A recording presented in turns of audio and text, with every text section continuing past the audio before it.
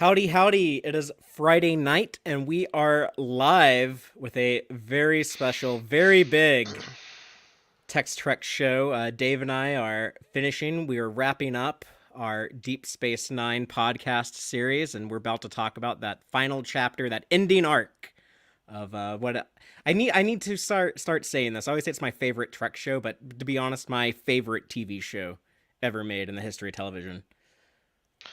When you have an ending that I think kind of nails it, and without saying too much, I do think that I can say that. Um, it's hard to beat that. It's one of the reasons why, say, Last Airbender is my favorite cartoon and gets a slight edge over Batman the Animated Series is because of that Ah, ending oomph. yeah. Well, instead, I guess Batman got to go be in the Justice League, which isn't bad, but might not be as satisfying. It's the nature of superheroes and stuff. They're Yeah. perpetual, ongoing characters. It's kind of the plus and the minus. But we have a huge show in front of us, so I think we should go ahead and get started. I'm Fatheree, This is Dave. and this is Tex Trek.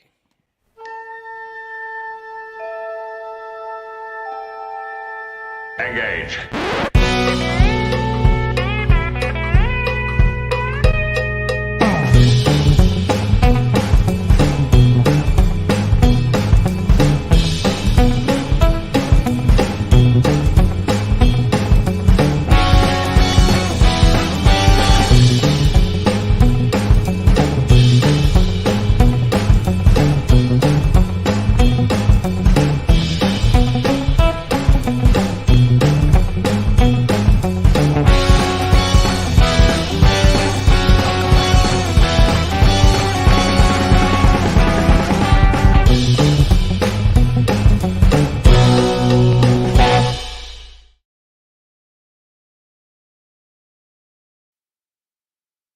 Welcome back aboard the Starship Texas for the 229th installment of the Tex Trek podcast, the home of Star Trek fandom from deep in the heart of Texas, where we take a deep look at Star Trek old and new.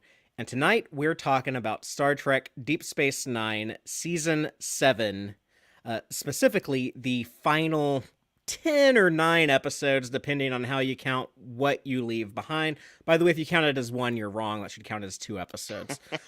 But yeah, that's going to be everything from season 7, episode 17, Penumbra, all the way up to the series finale, What You Leave Behind. And just a reminder, this is Dave's first time through the show, so he has finally made it. It took Yep. 5 or 6 years, but we got him there. So It was a fake. you get the memes It's a now. You fake. get Yeah, every now I can DS9 finally meme. look at all of that. Well, before we get started, we have a little bit of housekeeping. I want to give a big thank you to all of our Patreon supporters out there, like we do every week. But before I can even do that, I have to give an extra special thank you and shout out to one of To those this guy. patrons. That's going to be Quark's Bar, our friend Jude. Thank you so much for the very, very, very generous super chat of $50 in the live Yeah. audience right off the bat. That's one way to. We were already pretty pumped and excited to do the show, but now it's like, I don't know, it's like next level. I feel like I'm Starfleet boy talking about being at the Picard premiere last night. The people who follow him on socials know what I'm talking about, but yeah, thank you so much, Quark's Bar. He says, "How fun would it be if we could wipe Dave's mind Kern style?" I like that, a DS9 reference. Wipe his mind Kern style and run him through all 7 seasons a second time. I would love to do that because not only do I think it's just fun to manipulate a friend's brain like Sure. that and go and tweak it and do whatever without his consent, but I think it'd be just funny to see it. Does he say the same things? Like, how consistent is he? Like, is he gonna have a different reaction? It's like, oh, because he ate a hamburger instead of chicken when he watched this episode, so it made him react a little different. I don't know. I think that'd Man, be kind of neat. this But is a Star Trek thought experiment, but I like being compared to Kern. I always like Kern. oh, So, does that make me Worf? Or I guess it would make your brother Worf. It'd make Matt Worf. yeah, technically so, yeah. But you're my Star Trek brother. Okay, I can be your Martok. There we go. Yeah, fun stuff. But thank you also to our patrons who help us out with monthly contributions. It really means a lot to us. That's going to be Starfleet Boy, Speak of the Devil, Cake is Eternal, Gay Clevin Lundstrom, Crazy Dutchy, Joanne Robertson, John Daw, Geek Filter, Olgrey Trekkie, the ever fabulous, spectacular, generous Quarks Bar, and of course our anonymous supporters. Thank all of you so much. And to celebrate, we're going to be doing a Patreon watch party in the Discord tomorrow, February 11th, day of recording. If you're listening to this later, you missed it, but we do one every month, so don't worry. You can come into the Patreon as little as $2 a month. That'll get you into all the watch parties, and there's additional perks if you want to be more generous than that. Of course, if you can't help us financially, you can still help by subscribing to the YouTube channel. You can rate the podcast wherever you listen to us, and just you come hang out in the Discord with us. We have a lot of fun, groovy conversations over there, so that's one way to help us out and grow that community. A little bit of news though. There was the Picard season 3 premiere in Los Angeles last night from day of recording, and we had some friends there. We had our own Aaron Harvey and Starfleet Boy there representing the Tex-Trek banner. Though neither one is from Texas, but that's okay. We welcome all states aboard our ship. But the Californian and the Florida man had a blast. I saw a lot of cool pictures of them hanging out with Aaron Waltke and Bijo Trimble, a Star Trek legend, and I think he's actually an actor in the show, but that bald dude that took a picture with them. I saw that guy. Yeah, I'm gonna look it up at Memory Alpha later and see if I can figure out which one he is. Yeah, something like something French. Yeah, some French name, I think. But anyways, yeah, it looked like they had a blast, and I think if you're checking us out live on Friday later tonight, Starfleet Boy is going to recap his experience on his channel with a live stream, and I might pop in over there. But really cool, really happy for him. He is the biggest fan of Star Trek Picard out of all 8 billion people in the world. So if anyone deserved to be there, it was our friend Starfleet Boy. Very happy for them. But for him I'll be in Los Angeles soon. I'm going on the Star Trek cruise in a couple of weeks, so I'm going to be chilling over there in LA because that's where the ship departs from this week, and that'll be fun. But Dave, we should get into these 10 episodes of Star Trek to talk about. As I was telling you off air, I through a series of misadventures was only able to watch the final episode. Final 2 episodes, if you will, wrapping up about an hour ago. So it is super fresh on my mind. I'm still shook. I don't know what to think. So yeah, let's dive in and do it. That's funny. I remember my first time watching in 1999, and when I hit that final shot, I had was possibly my biggest emotional reaction to a piece of media in my life up until that point. I don't know. A lot of these things I've thought about so long ago, and it's kind of weird to revisit those memories now. But that's part of why I get a huge kick out of doing these shows with you, Dave, because we have very, very different perspectives. Me having watched the show 47 times, and you seen it all now fresh. Just getting it through the first time. But yeah, let's. Don't think I don't have some criticisms too. Yeah, shoot some stuff down. There's no true, I guess, perfection in anything. That's kind of the point, right? We live in an imperfect universe. But sure, it's pretty damn close. And if anything, it feels like Deep Space Nine is one that looks to find the flaws and the qualities in everybody. I'm looking at you, Damar. So flaws seem to be baked into the premise. Well, these episodes, I'm just going to read the titles because I think that they're cool. DS9 has some of the best episode titles ever. They sound worthy of TOS episode titles, Right, but we're not going to be going through this episode by episode. We're gonna change our format a little bit, and we're gonna actually talk about these first 8 we're gonna cover from episode 17 Penumbra through the Dogs of War. We're just gonna talk about them by storyline because it was too hard for me to make notes per episode, and all of these blur together to me, and I can't remember did this scene happen in The Changing Face of Evil, or was it in Extreme Measures? I don't know. And so, but yeah, the episodes are Penumbra, Till Death Do Us Part, Strange Bedfellows, The Changing Face of Evil, When It Rains, Tacking Into the Wind, Extreme Measures, The Dogs of War, and of course, what you leave behind. And want to give credit to the writers on these episodes. Very, very familiar names if you've been keeping up with the last couple of seasons of DS9, but Renee Echevarria, David Weddle, Bradley Thompson, Ronald D. Moore, Ira Stephen Bear, Hans Beimler, and Spike Steingasser, who co-wrote one of these. I think they just needed some help at the last minute, but he still deserves to be in there. And the directors on these were other DS9 regulars, Steve Posey, Winrick Colby, Mike Vehar, always get his name wrong, got it right that time. And some of the actor directors on the show, Renee Auberjonois, Michael Dorn, and Avery Brooks, all got to do one of these final episodes. And then, of course, Alan Craker directed the finale, What You Leave Behind. But a lot of great work, and we're gonna save the actual finale stuff, what you leave behind stuff. We're gonna try to save that for the tail end of the discussion. But picking up, we're just gonna start with the various different storylines, like the Cisco and Cassidy Yates stuff, and the Section 31 stuff, and the Galron and the Klingon stuff, and we'll kind of just go from topic to topic like that, and then talk about the big finale episode that aired as a two-parter back in 1999. And I will say, Fatheree, your notes on like sort of what these story arcs were probably a little different from mine, because I was experiencing it all for the first time, and sometimes I'd be thinking, oh, this is like an Odo Kira storyline, and I'm like, oh, but it merged into this storyline, so now it's kind of a different thing. So I'll be bouncing around a little in my notes, probably slightly differently from you, but it's all good. It's all fresh here. Yeah, I think we'll find our way through the Badlands, through the wormhole, whatever we're going through right here, though. And people in the live audience, by all means, please chime in and let us know what you think about these as we're going through them. Yeah, I'd love to hear anybody's memories of like any of these scenes or arcs or anything as we're going through it. Well, let's start off big. The lead character, Ben Sisko, he definitely goes through some stuff in these 8 episodes we're going to talk about first. The relationship with Cassidy and the relationship with the prophets, and specifically his space mom, Sarah.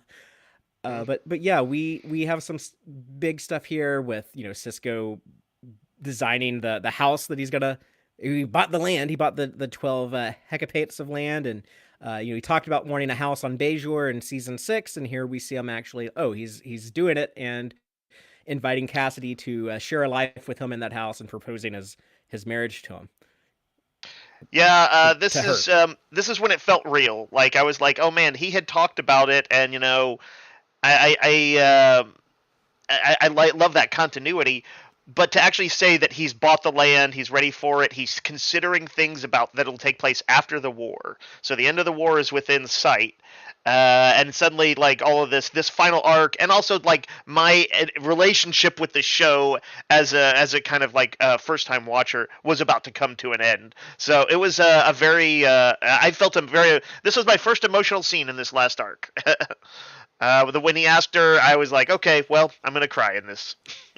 Yeah, Dave actually. We don't do this often. We don't talk about the stuff a ton before we're doing the show, because we want to save the good conversations for when we're in front of the microphones and the cameras. But I always know when Dave has just like a super strong reaction. It's like so immediate. He's got to like tell someone like right then and there. It was like he messaged me. And he's like, oh my god, I guess I wasn't sold on the Cassidy relationship at first, but I guess this proves its validation in my eyes when I start crying when they're getting engaged. So yep, and when I get pissed at the prophets for daring to come between them. So yeah, I was very the predicament that Sisko was in. For sure. I was actually more than a little frustrated with him for at least initially going along with it. Going along with what the prophets said. They said, yeah, what is it? You're gonna if you she's not part of this story, and there will only be tragedy if she becomes part of it. You'll only know sorrow. And only know sorrow. Yeah. You gotta walk this path alone. And yet, like the thing is, like it's like, well, in real life, I'm not certainly not one for prophecy and things like that. but he has lived it in a way that is as real as you can get. What was it, last season or this season when he said, it had to be last season because it was Jadzia saying, "Oh, you used to call them wormhole aliens," and he's like, "Well, when you've experienced as many interactions with the prophets as I have, they start to become the prophets." Yeah, and over the course of the show, I mean, they slowly show him kind of accept more and more of, his role as the Sure. emissary, his relationship with the prophets, and even though, like, I kind of had some problems at the beginning of the season with how they establish that, oh yeah, his mom was one of the wormhole aliens. I'm fine with everything they do with it here. And what really strikes me whenever I revisit this episode is just how Cisco says when he looks at that picture of his mom, he sees someone more than a woman. And how when he looks at himself in the mirror, and he can't quite bring himself to say it because it sounds so insane to say this out loud to someone. And Cassidy has to finish it for him, but she says, "Yeah, you see more than just a man." And it's like, it felt like a very genuine way of, how do you accept, like, oh yeah, I'm kind of like part space god, like Right. I'm part of one of these vastly powerful cosmic aliens, You know but what's he's interesting? accepted it. What's interesting about that is that almost that works as a meta commentary too. The way captains become in Star Trek, the way they become sort of legends, and everybody talks about their favorites, and they're the anchors for all of these Yeah, shows. it's Um, actually intentional from Ira Stephen Bear, who for 7 years was tired of all these debates of like who's the best captain, Picard or Kirk. And he was like, you know what? I'm gonna you want to worship these captains like they're gods? I'm gonna turn my captain into a god. So yeah, I mean, fair. It's again, I cannot fault them for something that they set up in episode one. I really like the talk with Martok about. It's probably not like the ideal way of viewing a romantic relationship, but it's a very Klingon way of like, oh, the war has begun, and Yeah, you'll win some battles, and she'll win some battles, and you'll see. But yes, relationships are largely about compromise, and especially in romantic relationships.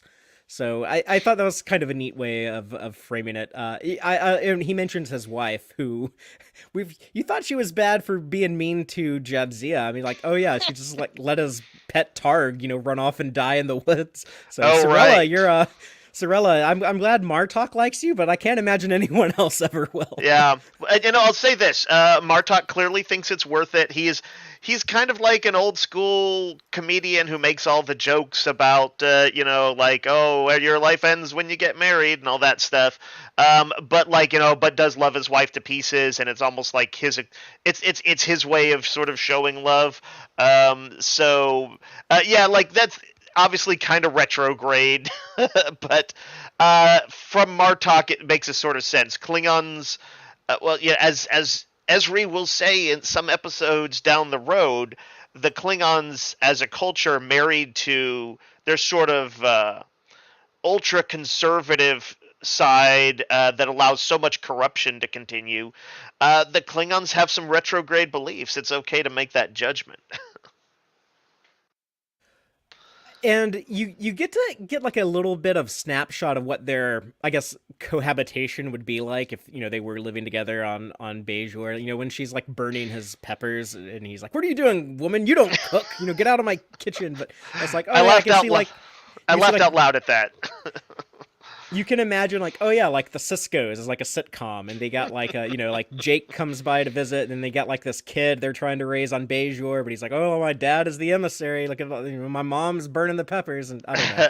This is kind of funny to think about, but I liked that, and I liked her like showing, oh yeah, this is actually a big commitment for me as being like the wife of the emissary. Like this is a bit nuts. This is a bit off more than I can chew, maybe, but Yeah.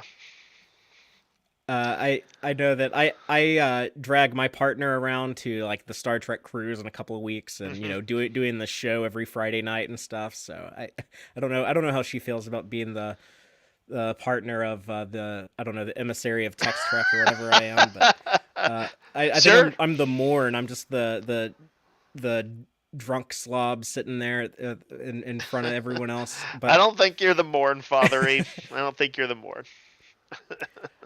but yeah, I really like the Cassidy stuff, and I like where they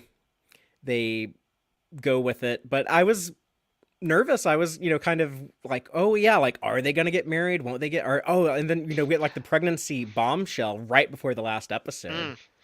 You So know, there's sometimes there's writers in the pursuit of the dramatic will do something that's just so unsatisfying to the fans. And I think maybe ultimately unsatisfying is story too, but sometimes it's like there's the kill your darlings adage among writers. I'm so glad that the marriage that was not a thing that they leaned into. That yes, there is some sorrow and seemingly some separation at the end. That's not the fault of no one, but but that the marriage, and their love and all of that ultimately comes through. I would have been very sad if one of them sure. had died, But it if it kept had you not invested, happened. right? You were Oh like, yeah, they better not mess this up. So from right, from right. a television dramatic level, I think the writing succeeded at For its sure. goal. For sure. Well, it makes sense when all the stakes are on the line. There's the ultimate stake of the Federation, the Alpha Quadrant, and everything. But there's the ultimate personal stakes in can this captain who we've invested 7 seasons in have happiness? And so yes, that is a completely fair dramatic tool. And none of the other Star Trek shows, I mean, Picard season 3 might. We don't know what's going to go on with John Luke. Well, we will know in a few weeks, but uh, none of the other Star Trek shows, they never like paired off their leading person. They never like showed them being part of a family or like raising kids and stuff. So Cisco's always been kind of unique in that way. We understand his dad, we understand his son, we understand his dead wife, we understand Yeah. Cassidy. So Both Picard and Kirk not failed to, but they eschewed having families. They and had a little bit of what would be both a romanticized and a sort of sad thing of like, oh, that's just the nature of captains. We're yeah, solitary beings. same with Janeway. Like Mm, she left yeah, Mark and Molly on Earth, and love that the show defied expectations that way. And not only it's not just like, oh, yay, the family will one day be reunited. No, they were part of it every step of the way. Both his dad and son utterly integral, and his wife now. well, let's move on to another romantic pairing that goes in a very different trajectory, but Ezri and Worf. And I guess the resolution of the Jadzia stuff, there's kind of this lingering awkwardness between the two of them, understandably so, that they've been playing around with all season, and then it really like comes to big developments and finally a final resolution of them accepting their relationship as friends who care very much for each other but Hmm. have no romantic chemistry, and decide that the best thing they can do is just support each other as friends. Well, they had some romantic chemistry. It seems like they enjoyed their night. They Um, I that think is a. that was Maybe they don't more have lust than relationship love. chemistry, but yes, they had some romantic chemistry. I guess I'd say. It's funny that you mentioned that, because I think that with Worf, he's kind of like, he's a, I guess, serial monogamous. Like he's very much like Kalar. We see him hook up with Kalar in the second season of Next Generation, the conception of Alexander, and like after they sleep together immediately, like he's trying to propose to her. It's like yeah, he just wants to find like his one true love. And he Yeah. does basically the same thing with Ezri when he's like, oh, I thought I had lost Jadzia forever, but you and I will have many years together. And she's just like, I don't know about that. And he's so terrible to her in a lot of this, but that's part of what I like about Worf. One of my favorite characters in all of Star Trek. My favorite growing up when I was watching this Hmm. for the first time, and yeah, I don't always agree with him, and I think he probably, I don't know, maybe he should learn a little bit more by this point, but he does Well, eventually get there. He's very rigid, he's very set in his ways, and it yeah. it kind of takes a lot for him to admit that he's wrong and change his mind on something. He's always been like that. It's hard for me to like someone who with no sense of humor whatsoever.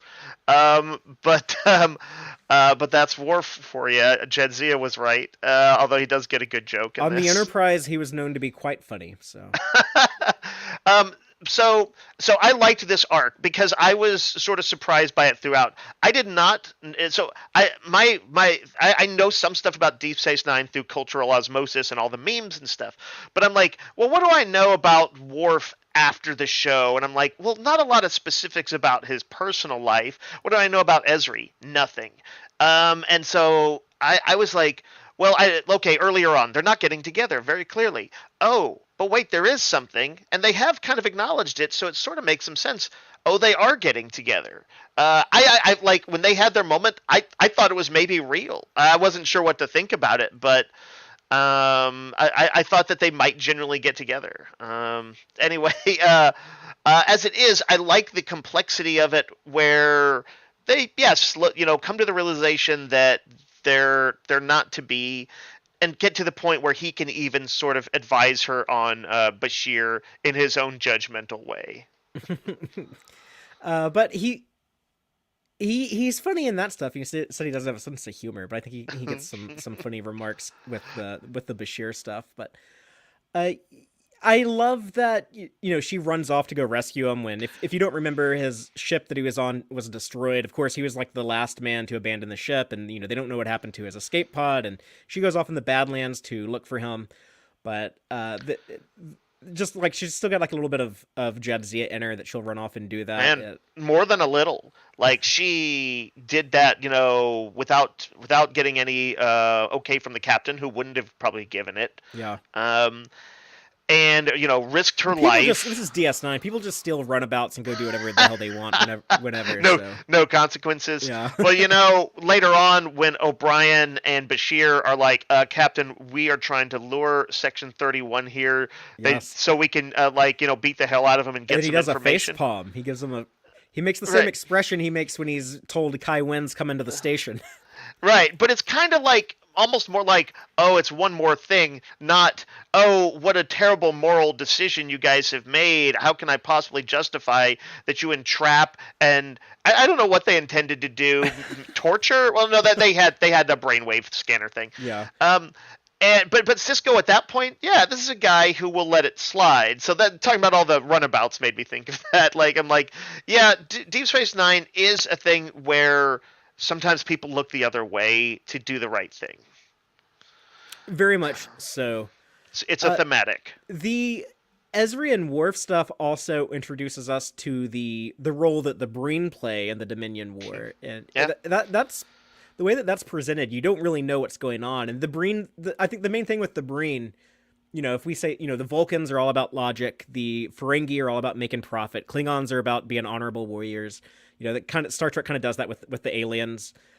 The Breen, like, their thing is just like, we don't know what their thing is. They're just always super mysterious. We never know their motivations. We don't even know what they look like. There's all these different theories and stuff, and I like them staying mysterious like that. I think it works too, and I think part of the deal is, like, it's precisely because Deep Space Nine brings depth and nuance to all of its characters, and they literally just kind of can't do that right now. They're in the end game, and sometimes you just need somebody to be just like a monumental threat. And there honestly, there wasn't time anyway, and it's okay for there to be something that's just scary, I think, at times. They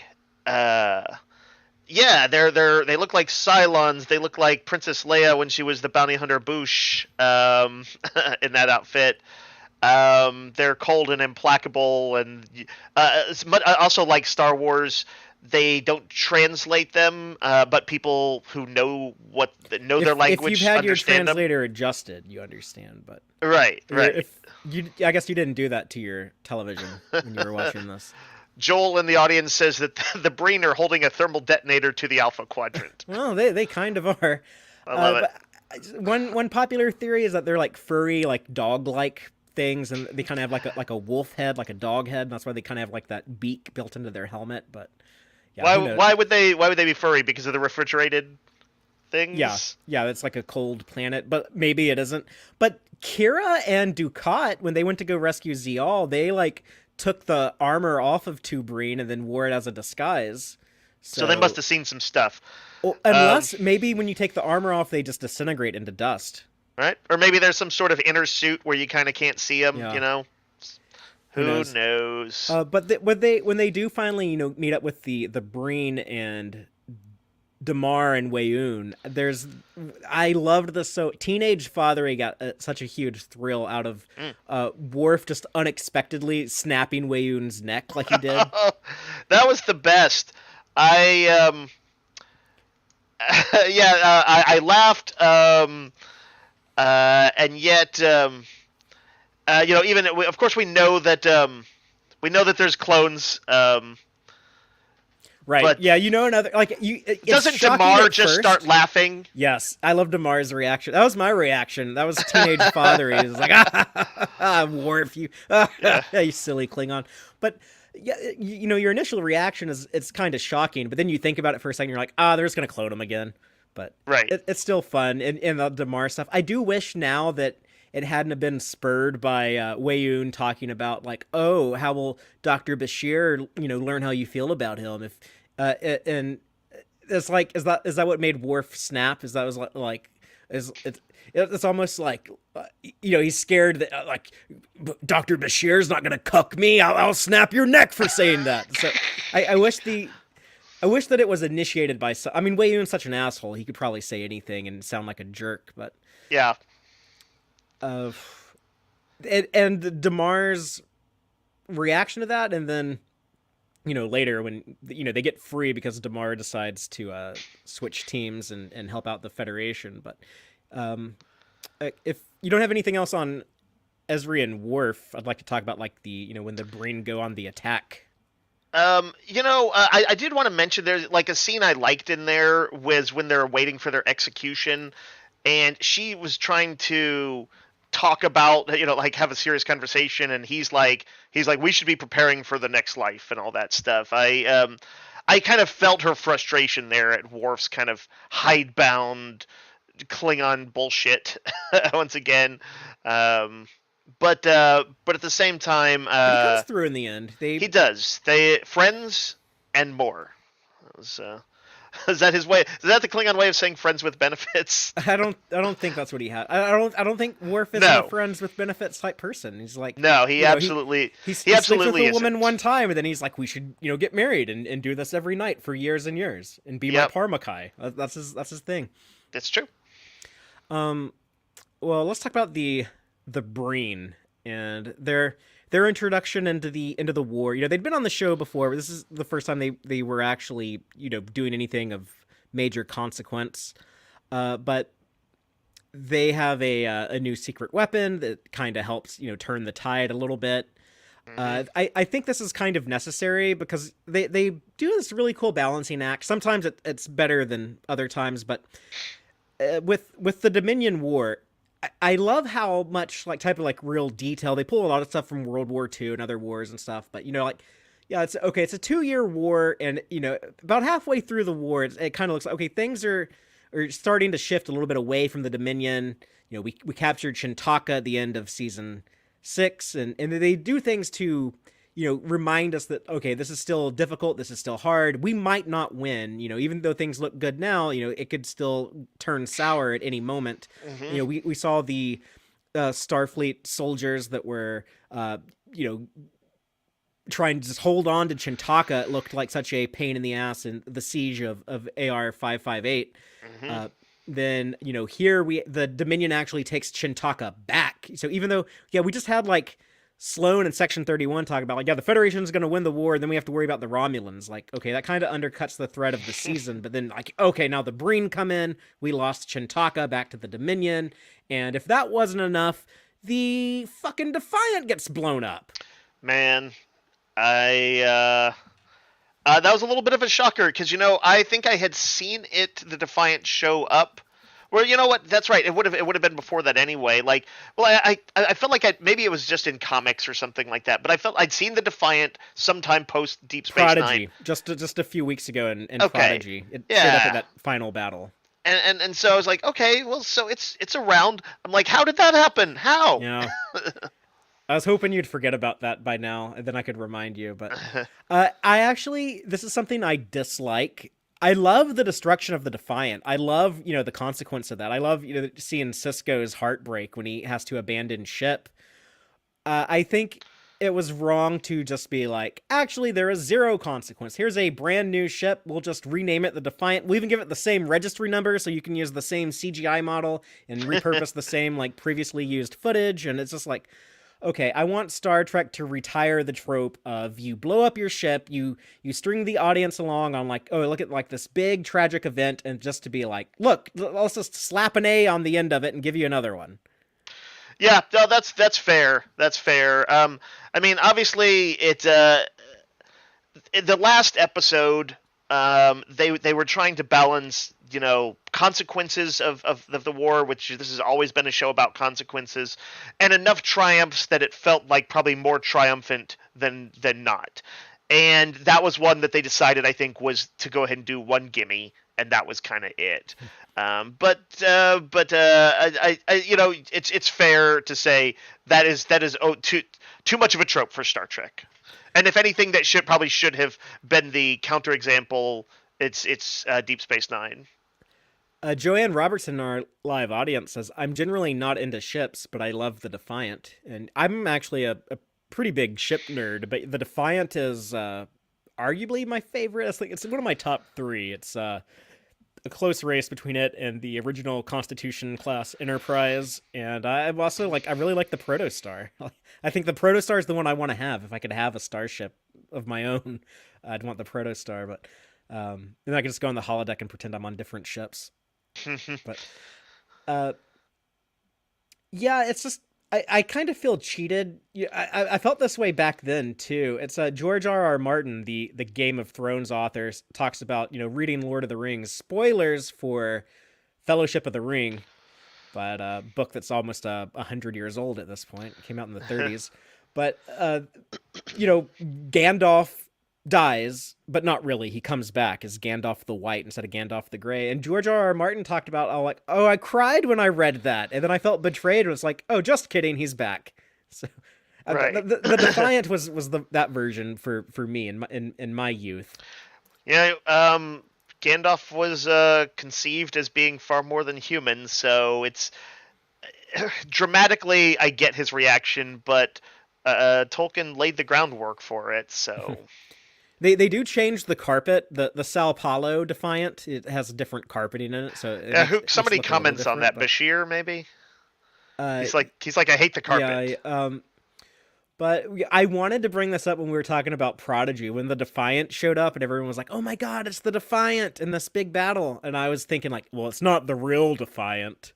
I didn't want to spoil this for you. So yeah, I appreciate. I kept my mouth shut until now.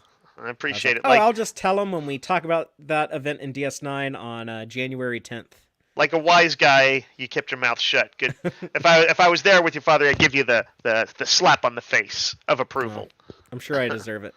But, it also but this is like it shows us that the Breen mean business. That they brought Shintaka back under Dominion control. It's like the one big gain that we lost.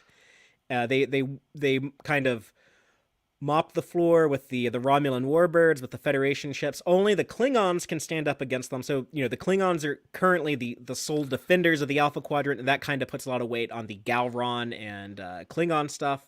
I thought that was a neat subtlety of like the battle that you could never have sort of predicted that, just sort of if you were guessing the way story arcs and wartime stuff might happen.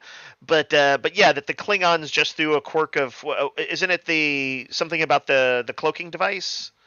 There's one of the engineers did some hack on their warp reactor. Change the settings. Did some custom settings on it, and that.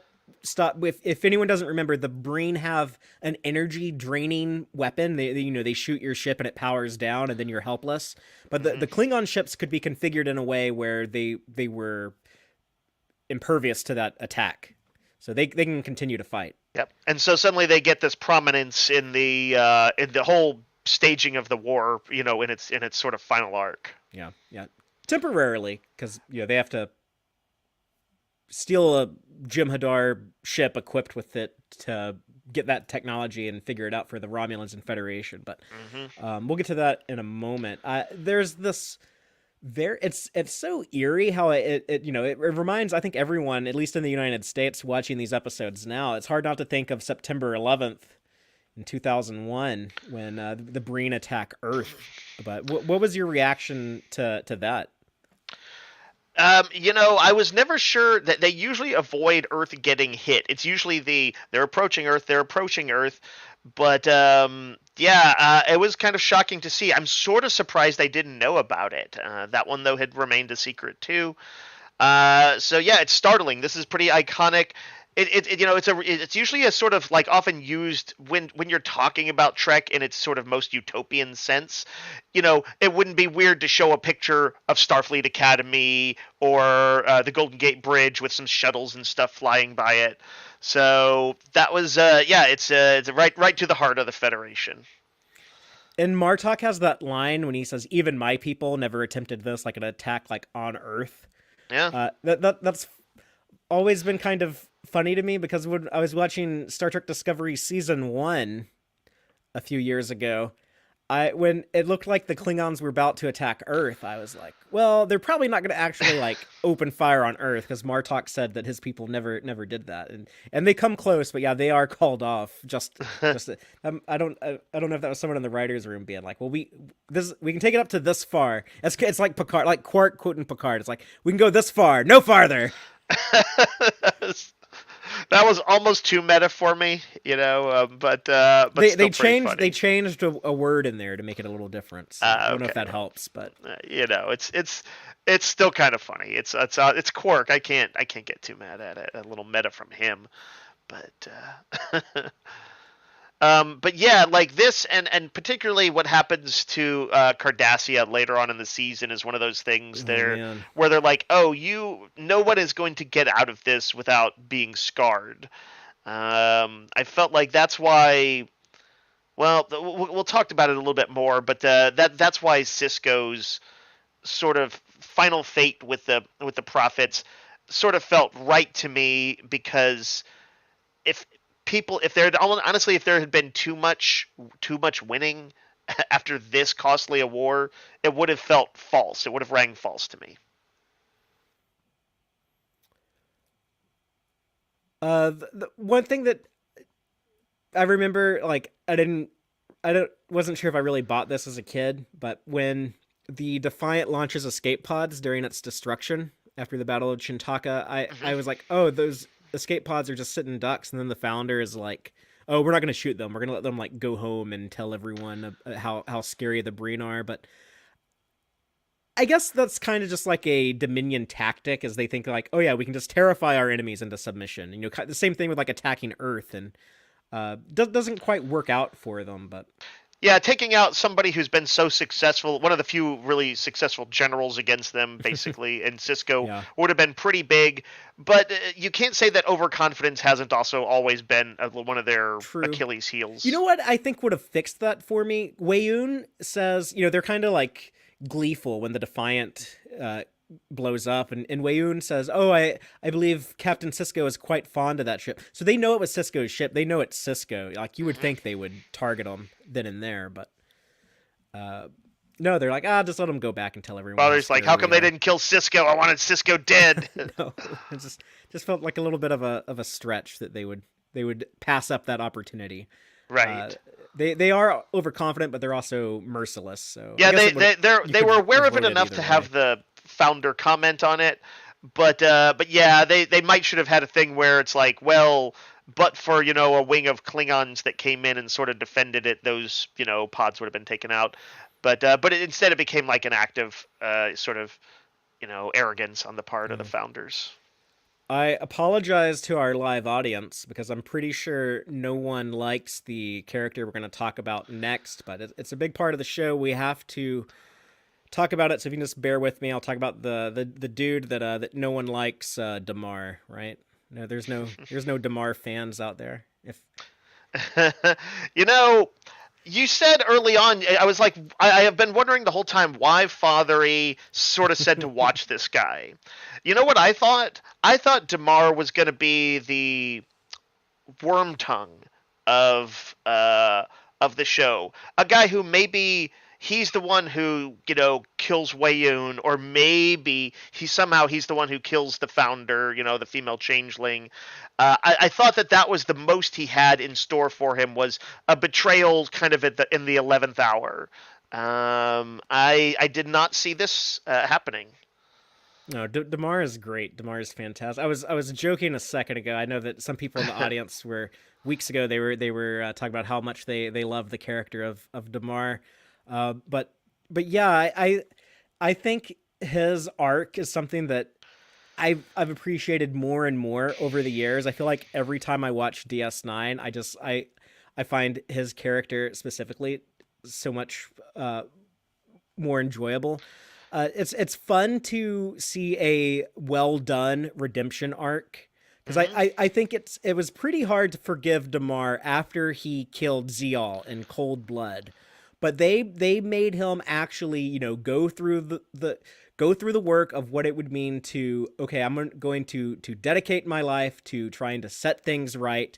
He faces that same type of tragedy when his wife and son are killed. Man, so he lives to see all the sort of worst stuff happen, and he sees his planet decimated. Yeah, he finds out what it's like to be on the other end of the evil fascist occupying empire that's come to conquer you. And in some ways, the Cardassians probably didn't have it nearly as bad as the Bajorans, because the Bajorans had to live like that for 50 years. But he understood. He admitted he was wrong, and it's most importantly, it's a believable, organic story that tells us this. I think because he killed Zeal, I was not expecting the show on a dramatic level, like to forgive him. I was expecting, Kira would eventually drop this dude, or like also he could potentially get killed by Dukat as a final, bit of bitterness, memory for, his daughter. So yeah, I loved seeing that. And the actor did a great job. Yeah, Casey Biggs is great. Fatheree, did he know, like, early on that his character was going to have this arc when, like, in earlier seasons? He had no idea. He thought, "Oh, I'm the guy on the bridge next to Dukat, and when he says fire weapons, I say yes, sir, and press this button." That's all he thought. That's all he thought his job was. Yeah. So he goes from that to giving the the big resistance speech. I mean, it kind of worked. Nobody. You probably shouldn't play yourself as if you might have this other side to you until later on. But if nothing else, honestly, his kind of self-loathing side, the side that needed essentially booze and sex and stuff like that to keep going, indicated some hole in his life, some gulf in his soul for something. Yeah, and there's early episodes that that show him kind of miserable on Cardassian. You think he'd be happy. He's just like this, Cardassian soldier served with gold ducat. All of a sudden, oh yeah, you're the head of state of the Cardassian Union. But he's just like he's a puppet. He's just there for the Dominion to be like, oh yeah, look at this leader we have in charge of Cardassia. But he doesn't make any decisions. He's not even told what's going on. He's told like, oh yeah, you're gonna have to actually, anytime you want to suggest something for the war, you have to pass it up to the Breen, to Thought Gore.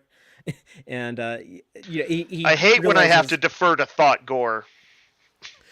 Speaking of Thought Gore, we were talking about recurring characters in DS9 recently, and I told you, in the last 10 episodes they introduced a few more. I think there's 4 recurring characters that pop. We have Thought Gore, Soul Bore, Kai Wen's lackey. Yeah, that guy kind of came through. Yeah, Gol Rusat, who was kind of Damar's right-hand man, who he's kind of like Damar's Damar, but then he had to kill him. And Legate Broca, who replaces Damar as the new. Oh yeah, he's the Damar. The Damar that Damar was becoming had he not gotten free. The spineless puppet that the Dominion wanted. Yeah. But the drinking stuff, they set that up in season 6. We see him. He's always in Quark's bar, so they set up he's a hard drinker. And then they set up the augments in statistical probability. They're like, this man feels guilty. He was like he killed this young girl and everything. And so like, okay, so there's some amount of decency. I forgot in. the augments had that insight. That's pretty Yeah. cool. I love the moment when he's looking at himself in the mirror and he's just so disgusted with himself, and when he throws the Kanar at it and puts down the bottle, and especially after just knowing people in my life that have like struggled with addiction and substance abuse like that, it's always inspiring to root for people like overcoming that. For sure. It's it's something that touches kind of, I feel like, everybody's life at one point or another. And this is cool on a much less important way, but I don't know if you caught it, but they mentioned the Sona from Star Trek Insurrection. They actually get a name drop in here when, yeah, early on, Damar tells Weyoun, he says something about like the Sona, the Ketracel White facility in Star Trek Insurrection. Those bad guys that F. Murray Abraham was the leader of, they actually mention in there like, oh yeah, these people they're manufacturing the narcotic Ketracel White, so they have dealings with the Dominion. Huh. That's a neat little connection. I didn't catch that. Because around the time that movie came out in theaters, that movie came out in November, and this is in of '98, and this is spring of '99. So the movie hadn't even hit VHS and DVD yet. Right. I guess the Septimus 3 thing, that's what like really pushes them over the edge when like he's telling Weyoun, he's like, we're vulnerable at Septimus 3. There's 500,000 Cardassians there. They're the entire 11th Order could get wiped out by these Klingons. And Weyoun's like, yeah, we'll worry about it later. And then I love like that smash cut to the station when Martok is telling Cisco, is like, yeah, we're about to wipe out the 11th Order. Cisco's like, cool, looks like you got like a good plan there. And then so it finally happens, and that's when Damar is just like, well, screw the Dominion. Like they're my enemy now. They're putting Cardassian lives on the line needlessly, and you know what? I'm actually going to rebel against them and resist. And he gives the epic speech. Yeah, was it in the audience? Loco New York said his voice is half the reason that speech is so good. Damar does have a really good voice. Yeah. And a lot of actors, they love getting, a lot of actors, they do, Shakespeare and stuff, like these big monologue speeches and stuff. And I think a lot of them really, really love opportunities to chew the scenery. Like, not all of them. Like, some actors hate having to memorize lines for like long stuff like this. But sure. One thing that stood out to me when I initially watched these episodes during the first run is, the cliffhangers. They always like really, hit me hard. It's like, oh, I gotta wait like an entire week to find out what happens next. I would go to school and I would just be thinking, like some teacher would be talking about some useless stuff that I wouldn't pay attention to, and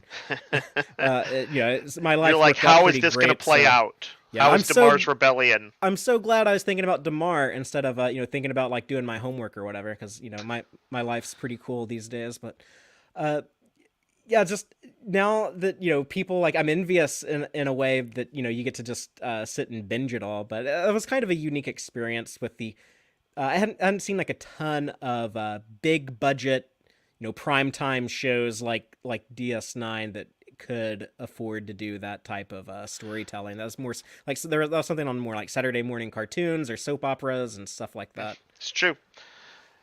They is this the scene, I think, where Cisco says like Damar could be the key to saving the Alpha Quadrant? That's when it hits the end credits right down on that note, and I'm like, oh my god, what a shocking ending.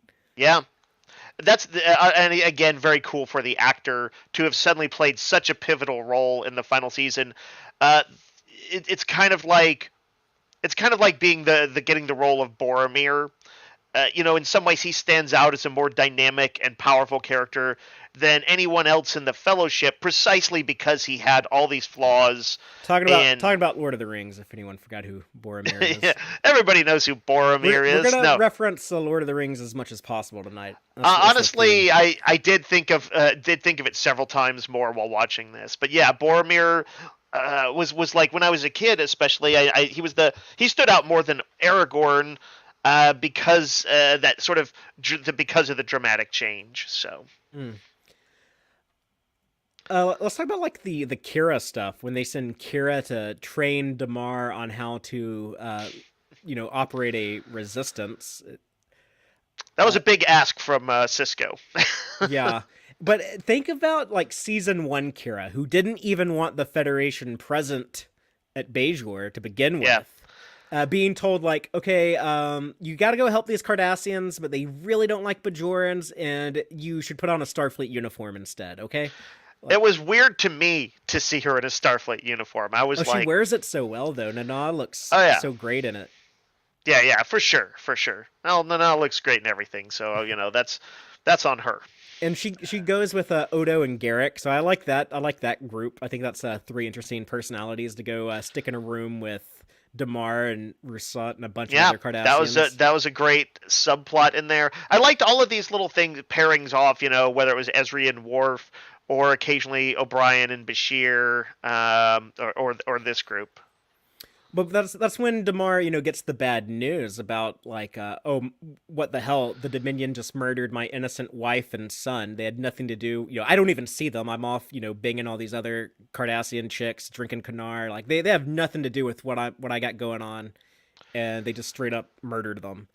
What kind of people do that? And then Kira gets to tell him, yeah, Damar, what kind of people give those orders? And she even like regrets it. She's like, oh man, I just jeopardized our alliance here. And Garrick is like, he's all about like the cold calculus. He's like, actually, that was great that you told him that. Like he's already playing the long game. He's like, this man, Damar, he can be, the leader for the old Cardassia to die and a new, better, more decent, less fashy Cardassia to emerge. Like we need this guy, and this is going to put him on the right track. And yeah, he needs to be reminded. Yeah, the old Cardassia really fucking sucked, and you need to you need to make sure that the new Cardassia is better. And so he learns that lesson.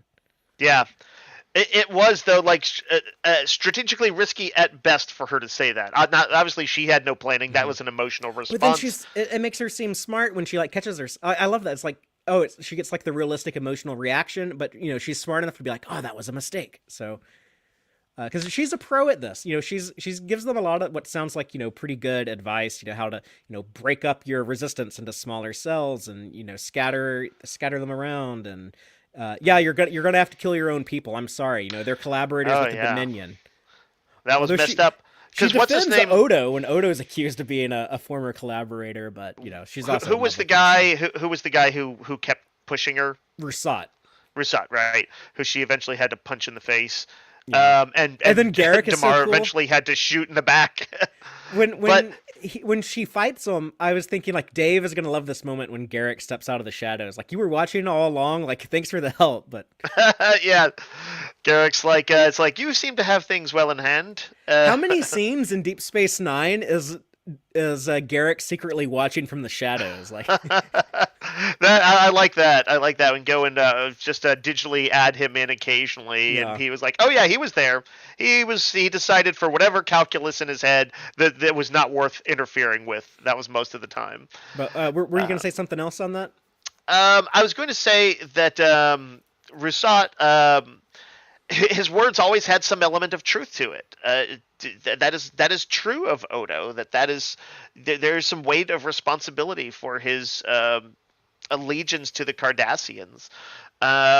He always had some element of truth. He was obviously an asshole who was himself jeopardizing and their biggest asset that they had at the moment, Kira as a military advisor. So he was an idiot. But I appreciated that they didn't have him just like talking trash about Bajorans in a generic way. He was hitting her where it hurt most, which was by lacing some truth in there.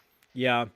The Mexican standoff, which from now on I want to refer to on the show at least as a Cardassian standoff. Yeah, there you go. Let's make that a thing. We're gonna coin that phrase. But there's the Cardassian standoff when they're trying to capture the Jem'Hadar ship, which by the way, that Vorta in command was a Kitty Swink. That's Armin Shimmerman's wife playing the Vorta. Oh. And yes, she is like a foot taller than him in real life. Adorable couple. They've been married for decades. Doesn't happen all the time in Hollywood. But yeah, they steal the ship from Quark's wife. And then Odo is, he has his breakdown from the disease that Section 31 gave him. We'll talk about in a minute, but and Kira's like, Odo, you didn't have to try to hide this from me. I knew all along. And when she's vulnerable like that, that's when Rasat does a very traditional thing, a very like Machiavellian Cardassian thing that we would expect from a typical Cardassian. After watching 7 seasons of the show, he pulls the gun on her and he's like, "Come on, Damar, we can take this Jem'Hadar ship. We can take the Breen weapon. We will defeat the Dominion on our own. We don't need these non-Cardassians helping us." And I think seeing Rasat act so stereotypical Cardassian. Sorry, my dog is getting excited because Antonia's not here. But I think Damar, seeing Rasat act so stereotypically Cardassian and seeing how this is the total, wrong place and wrong time to do this. What the hell are you doing?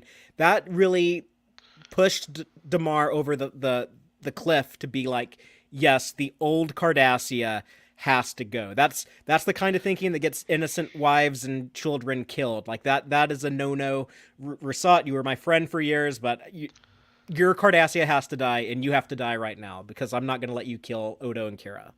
Yeah, it's a neat death in working both, as a literal story element and as a sort of symbolic act of forward thinking by him. But and yet, of course, it's a very violent action too. Were you like on the edge of your seat watching this? Like, oh no, like who's gonna shoot who? Like, it seems really intense. But I whenever I'm watching, I'm like, yeah, Damar is about to shoot Rasat. But yeah, I was. I knew that people might die at this point, or even if nothing else, get seriously injured and get sort of sidelined in such a way that their role in sort of this final push, this D-Day sequence. That they would be a lost asset, and that come to some tragic end or something like that. By the way, I did not know for sure if Garrick made it out of this, so I was always actually worried about Garrick. Yeah, probably right up to like the very end, to like that Absolutely. Last scene with him and Bashir. When Damar got shot, I had to rewind it. I was like, was that Garrick? I really thought it was. Yeah, Dave loves Garrick. I do. Number one Garrick stan. But I think a lot of people love Garrick. Great character, great performance from Andy Robinson, and some great writing. I saw that Joel in the audience, when we were talking about Garrick being in the shadows, he said he was at the Alamo too. Well, Garrick made their Alamo costumes when they dress up as Colonel Travis or Jim Bowie or whatever. He made their costumes, so Garrick he's heard of the Alamo. I just love that like Garrick knows about like a place I've been to. Yeah, that's a neat little reality fiction tie-in. After they take the Jem'Hadar weapon to the Federation, they return to Cardassia, and we have Admiral Forrest from Enterprise, Vaughn Armstrong, who's played more, I think 11 characters, but more characters in Star Trek than any other actor. He briefly shows up as the Cardassian Seskel and gets blown up, and the whole Damar resistance is wiped out. It's just like, man, what like a brutal reality. Like these types of resistances, these types of revolutions, like they fail more often than they succeed, and normally like they fail a couple of times before they work, if they ever work at all. And it's like, yeah, like that happens. Like this entire movement just smashed by the authority, by the Dominion. Yeah, it's sad to think that Damar might have died thinking it was all for nothing. Yeah. Well, before his death, when he's hiding in Mila's basement, we get to meet, I guess, Garrick's old housekeeper. She might have been like the babysitter, but yeah, Mila, who we had seen her before, way back in season 3. I don't know if you remember, but when Garrick was trying to find what Anabran Tain was up to, he called home and like asked Mila, what was going on with Tain, and they don't have like a ton of screen time to do much with her, but what they do have, like, they utilize really well. Like they got me invested. They gave her just enough dimensionality to get me invested in her that I give a shit when she dies. Which is like, if you're gonna stay here, you got to clean the basement. It hasn't been cleaned in years. And then when she's like, I actually don't care what regime is in power. I'm too old to give a shit about any of that nonsense. And then when she's like, she thinks Damar's cute, and he's kind of. He's laying on the charm a little bit when he's like, oh, I think this food is really good, and she's like, politicians, you're all sweet talkers. Yeah, they gave her some flavor to her, and then, just the fact that Garrick kind of deferred to her, clearly had respect, was a pretty big thing. There's not a lot of people that he shows that to. But yeah, Kira decides that they shouldn't give up when, they lose all of their resistance. She says, well, Damar, you got all these pissed off Cardassian civilians. You run out there and organize them. It's like, oh yeah, she's like a true revolutionary. Like she's, yeah, like you don't give up just because your soldiers got wiped out. You just go find new soldiers. So Right. that's what he's calling for: a guerrilla war and a civilian uprising against the Dominion. And I think that might be a bit of a stretch of realism that you could organize that on a dime. This is all kind of things that could take weeks to do, but I can. Movie and TVs always take war and always have to condense it. There's always a certain sort of symbolic representation of things that last forever.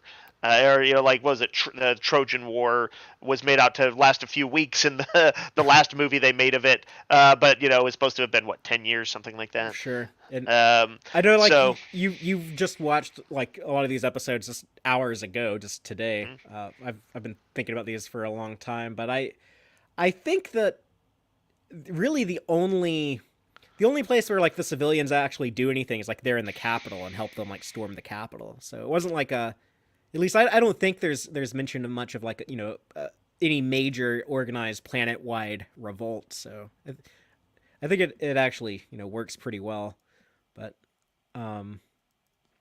yeah, it's not like I know they weren't like running commando raids exactly. but excluding the stuff we'll get to in the final episode, what you leave behind. Did you have anything else on the Damar resistance? Um, just looking at my notes on Damar. Let's see. No, I don't think so. Let's move on. If I've got anything No. else, I'll throw it out as we're getting to it. But yeah, like that was some pretty amazing character growth that came from me out of left field, but like in the same way that they always do on Deep Space Nine, that they did all the way through to the end. I felt like it built in a reasonable way on what had come before, and was by no means one of these kind of cheap plot turns. Well, I've said it on the show before, but I like a well done redemption arc, and I think they do get overused a little bit, and sometimes shows ask that we forgive really terrible people. Sure. But I think that is an important moral that everyone has the opportunity for redemption. I think the caveat to that is, but it's up to them. They have to do the work to earn it. Damar, in my opinion, does the work to earn it. It kind of is tragic what happens to him. But let's talk about Kai Winn and Dukat. I thought that's where you might be headed. Yes.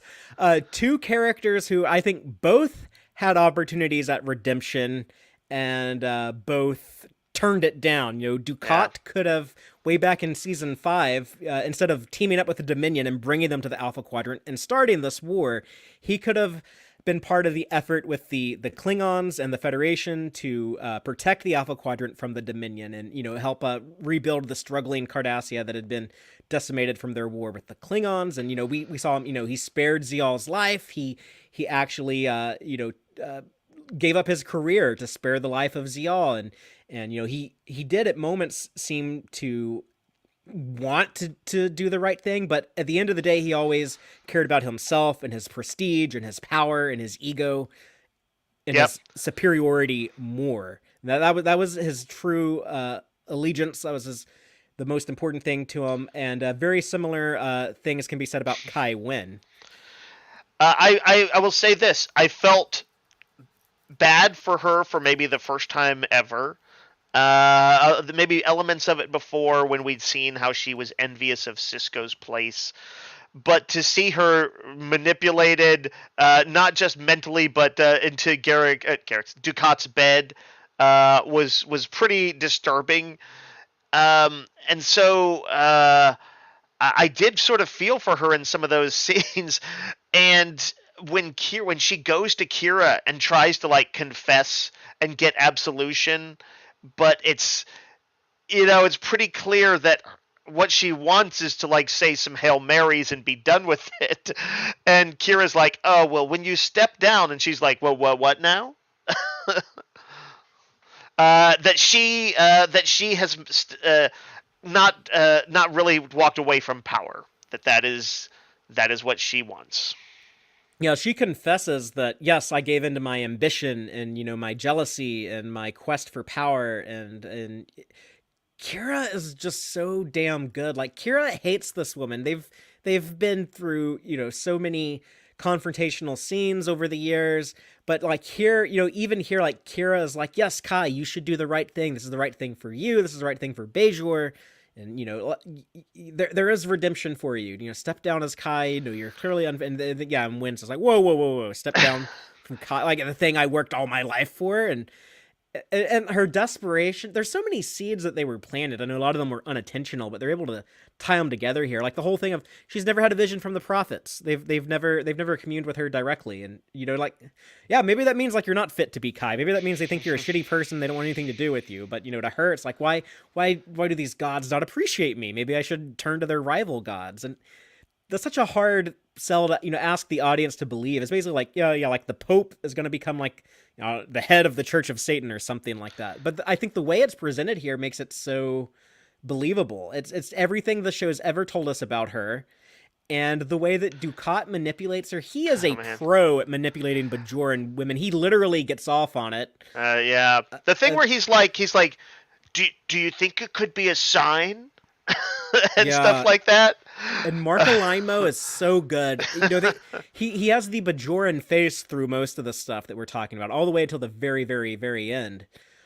And even as a Bajoran, you never forget that he's Dukat. Like when and Marcolimo, he's a good enough actor. He could have played this Bajoran farmer quite differently, but no, he's like, I'm not playing this character. I'm playing Dukat, acting like he's someone else.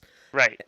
And a lot of actors talk about how they need the prosthetics to feel like they're the character. Like Andy Robinson says, it's hard to do voiceover stuff as Garrick because he says, I never really feel like I'm Garrick until I look in the mirror and see Garrick's face. Right.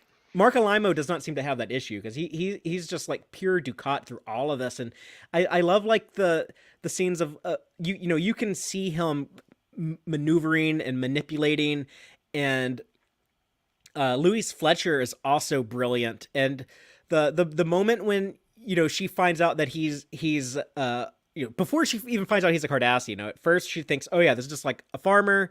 Bajor, the prophet sent him to help me, and then she's like, oh my god, this guy is with the Pa Wraiths. He's part of that weirdo Pa Wraith. She's calling for Solbor to come help her, and it's so scary, it's so frightening. And when she screams out for help, and Marcolimo puts his hand over her face and is trying to silence her, and he's whispering his evil shit into her ear. It's so disturbing, and these two actors play it so well. And Louise Fletcher, you can see it in her eyes. You can see like that transition from maybe I hate that this guy lied to me, but maybe he is onto something. Maybe he's right about this one thing. Sure. Well, she felt like she'd been betrayed by the prophets for not, ever returning any of her affection for them, and returning her calls. She prays to these gods, and they give other people visions, but not her. Finally, here was somebody who would return her call. And Dukat has established before, that he would like lie to these women, and he's so good at like this manipulation stuff. We saw him do it with Kira's mom, with Maru. He set up that guy to get too grabby with her so that he could like come in and rescue her. And Kira's like, he set that whole thing up so that you would think of him as a hero. And then Maru's just like, yeah, he admitted that to me and apologized. And he's like, man, like he knows like, okay, I can just like lie to this woman for so long. And then, by the time that she finds out the truth, I'll have my clutches I'll have my claws sunk into her enough that I'll still have control. And it's how cults work, It's how he would know. Before you know it, he's got her, stabbing Solbor in the back.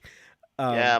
But that guy reaction. was almost the hero too. He was the dude who was willing to basically turn on the Pope to when he saw that things going wrong, and Well, it'd be like just he just found out, like, I don't know, like the head rabbi is banging Hitler, and Jesus. yeah, he's Yeah, and the way that she reacts to that, is it's like she's shocked at first, but then the next thing you know is like, oh, I literally have blood on my hands. I just stabbed this dude. Guess I'm in for a penny, in in for a for a penny. pound at this point. Yeah, she's committed. By the way, how metal is the text of the cost emojin? It's like the Oh yeah. Bajoran Necronomicon. You have to spill the blood of a fresh on it for the evil text to arrive. I think it might be a little too fantastical for some Star Trek audience members, but it's like, yeah, it's like weird alien stuff. I think it works within the occasionally wacky Star Trek science fiction gimmicks, and Yeah, I think uh, so. and it is, This yeah, it seems pretty metal to me. nice looking handmade document. I see it's got the same pages as Battlestar Galactica books. It's Yeah, like well, a lot of people who worked on DS9 went on to work on Galactica, so maybe that's why they started cutting the corners off of all the books in Galacticas, was because that they not a didn't. thing back in like Galactica in the 70s? Oh, it might have been. I should I know. don't know. I've watched a lot of that, but well, maybe this was taking inspiration from that. A lot of people who worked on DS9 watched the original Galactica, so No doubt. See, Joel says the paw wraiths will swallow your soul. yeah. I mean, it is the Bajoran Necronomicon, like from the Evil Yeah. Dead. Uh, did you have anything else on the You know what I Tywin kind of stuff? was kind of harsh is that she actually did become more radiant as she was seduced by the dark side. She kind of lost the hat and she let the hair flow a little bit. As we'll see in the end, it's like it's something she says, when she's at the in the like the fire Yeah. caves. Uh, Dukat literally says that. He says, "I've never seen you so radiant." yeah, I thought, I know that actress passed away just this last year, I Yeah, think. it's like a few months Um, ago. and as I was watching this, I was like, oh, you know what? It's like it's sort of I sort of felt good for her because I knew that she had gotten to like have, among other things, aside from this great role throughout Deep Space Nine, to play such a big role in the finale and to have so much scenery chewing moments and just all these really fun scenes. There, I felt like this had I hope for her it was a good time. I guess the last thing I'll say before we move on is they do give her some. I mean, these people are so terrible. We've seen them be assholes for so long. It's kind of like it's like the most terrible thing ever. Like, see them in bed together, but you're also kind of like, well, they deserve each other because they're both, they both could be such a Totally. dick.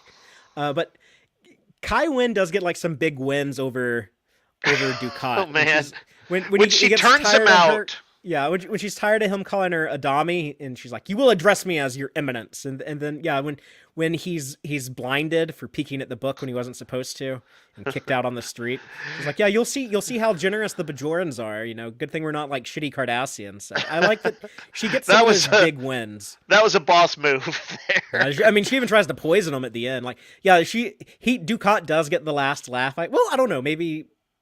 I mean, like, he does lose in the end, but she was already dead by that time. So yeah, well, Yeah, I'll say they Dukat got the both last they laugh over both her. But in their way at times felt like they got the last laugh. yeah, So, good job, villains. You at least got to feel like you had won on some villainous levels. sorry if you mentioned this, but was this a thing that did you ever know that, like, oh yeah, these two big evil people in the show are going to team Nope. up? Yeah, I had no idea what the finale was for them. They, because I do frame a lot of things in Lord of the Rings sense. The fact that the main arc had finished, the big battles were done, will always make me think when there's sort of like some post-battle finale where the war comes home. I always think in the Lord of the Rings books, the scenes where Saruman goes to the what do you call it, the Shire, and sort of becomes like takes over there essentially. Yeah. That this was the sort of that final personal stake thing. It's not 1-to-1 at all, but it it was like, oh yeah, this battle isn't done just yet. That's a fair comparison. Now something I was wondering about, because like, I kind of thought maybe, like, oh, Kira should be the one to take out Dukat in the end. She, that's like the ultimate foe for her. What was the last time she actually saw him? Oh, that would have been when he called her to gloat? No, after that, when he had her brought to Empok Nor to meet his cult. Okay, yeah, that was, and then to the best of her knowledge, like, I don't know if like Cassidy was able to convey what happened. Like, basically, I was wondering if this subplot. Does anyone know that Winn and Dukat died in the fire? Does anyone know? Yeah, they that they almost like resurrected the Pa Wraiths, but that the Pa Wraiths seem to be permanently banished now? 24 years, and I've never thought of that. Yeah, I have no idea. Yeah. Anyway, yeah, let's jump ahead. Let's move on. Let's talk about Section 31 and Bashir's quest to cure Odo. As it turns out, Odo was patient zero for the changeling plague, and it was artificially put into him way back in Season 4 when he went to Earth with Cisco by Section 31. So, Dave, what was your reaction to these revelations? Very clever. I thought it was pretty clever, and a neat resolution to the Section 31 arc, in the sense that, oh yeah, they didn't bring down Section 31. I was like, that did seem a little ambitious to put into a plot that's already juggling a lot of stuff and has a whole ass war to deal with. I was like, well, that'd be weird if that's where this goes. By tying it into the founder's disease thing, I thought perfect sense. Seems like something they would do. Shows how deeply they've got their what's the metaphor there? I forget. They've got their knives. They've got their whatever. But yeah, I was pretty pleased with it. I liked that it was got to be a Bashir O'Brien team up in the end. I thought that was a neat play by the writers to give them their moment, and which will eventually become a galvanizing moment when they're inside his head. Sloane's mind. Yeah. I always, whenever they're talking about stuff like that, Section 31, I always think they're a little bit too loud about it. For like, I would think that you'd be like, man, they probably have like monitors or sensors and bugs and stuff like that.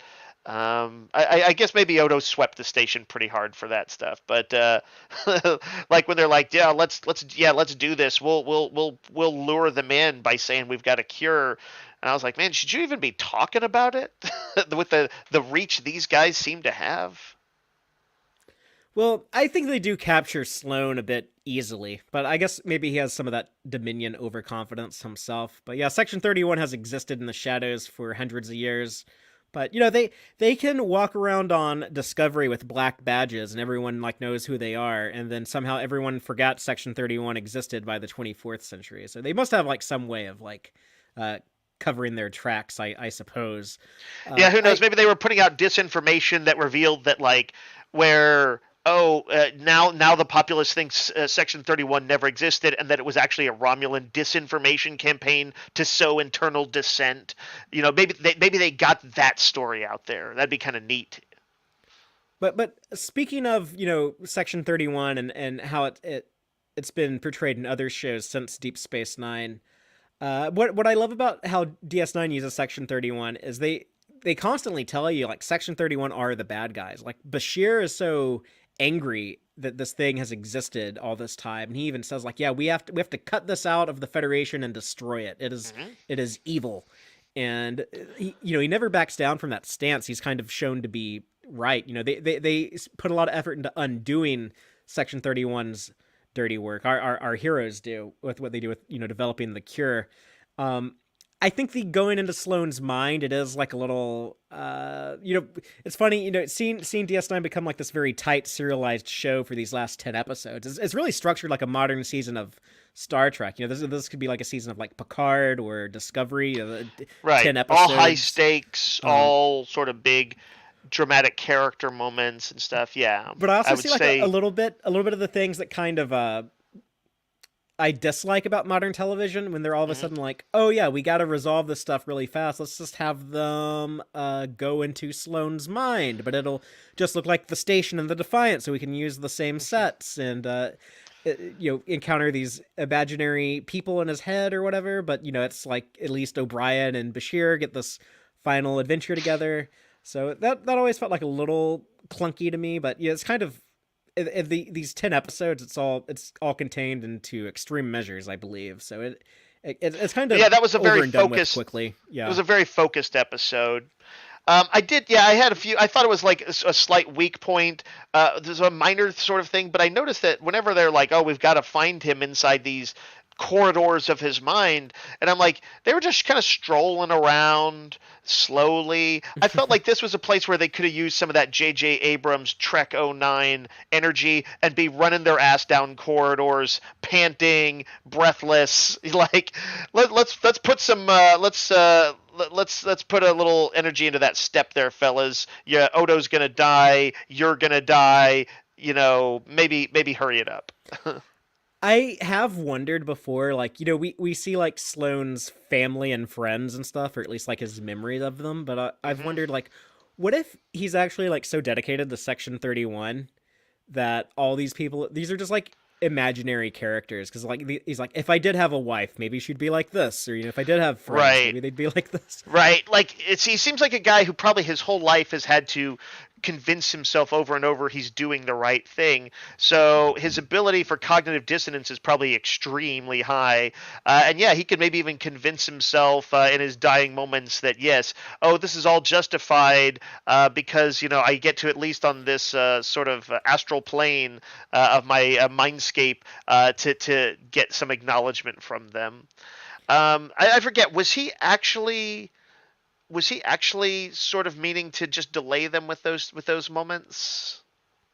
Well, yeah, because he's in the process of committing suicide, so he's just got to Right. wait till he's brain dead, and then they'll lose the cure. He says he's the only one who knows it. He's even like trying to distract Julian, and he's like, "Look at all this other juicy information." And But like Bashir's like, another Sloane killed that Sloane, right? "No, the Sloane that killed." There is like the friendly Sloane who's like, oh, I want to give it to you, but I can't. Like some part of me doesn't want to. And then the Right. mean Sloane comes and kills the nice one. And then the mean one is like, oh, but look at all these other secrets. Yeah, he's trying to run the clock out. Right, right. But what I was trying to figure out was friendly Sloane, because at first I was like, oh, he's trying to run the clock out. That's what I That's thought. okay. That's possible. Yeah, Yeah, I but hadn't thought of that. like maybe like he there was he was the sincere side that he had sublimated or whatever that maybe as he was dying and he kind of felt a little emotional about it that oh, this can take precedence, but it was still kind of trying to slow him down. He's like, oh, meet this person, oh, meet this person, and kind of dragging it out. But then yeah, eventually that other side of him had to be like, shut the fuck up. Because they only had like 20 minutes when they went in his Something like brain. that. They mentioned Jerish Inyo, that Federation president that looked like a cow in season 4 that I like to make fun of when we talked about that.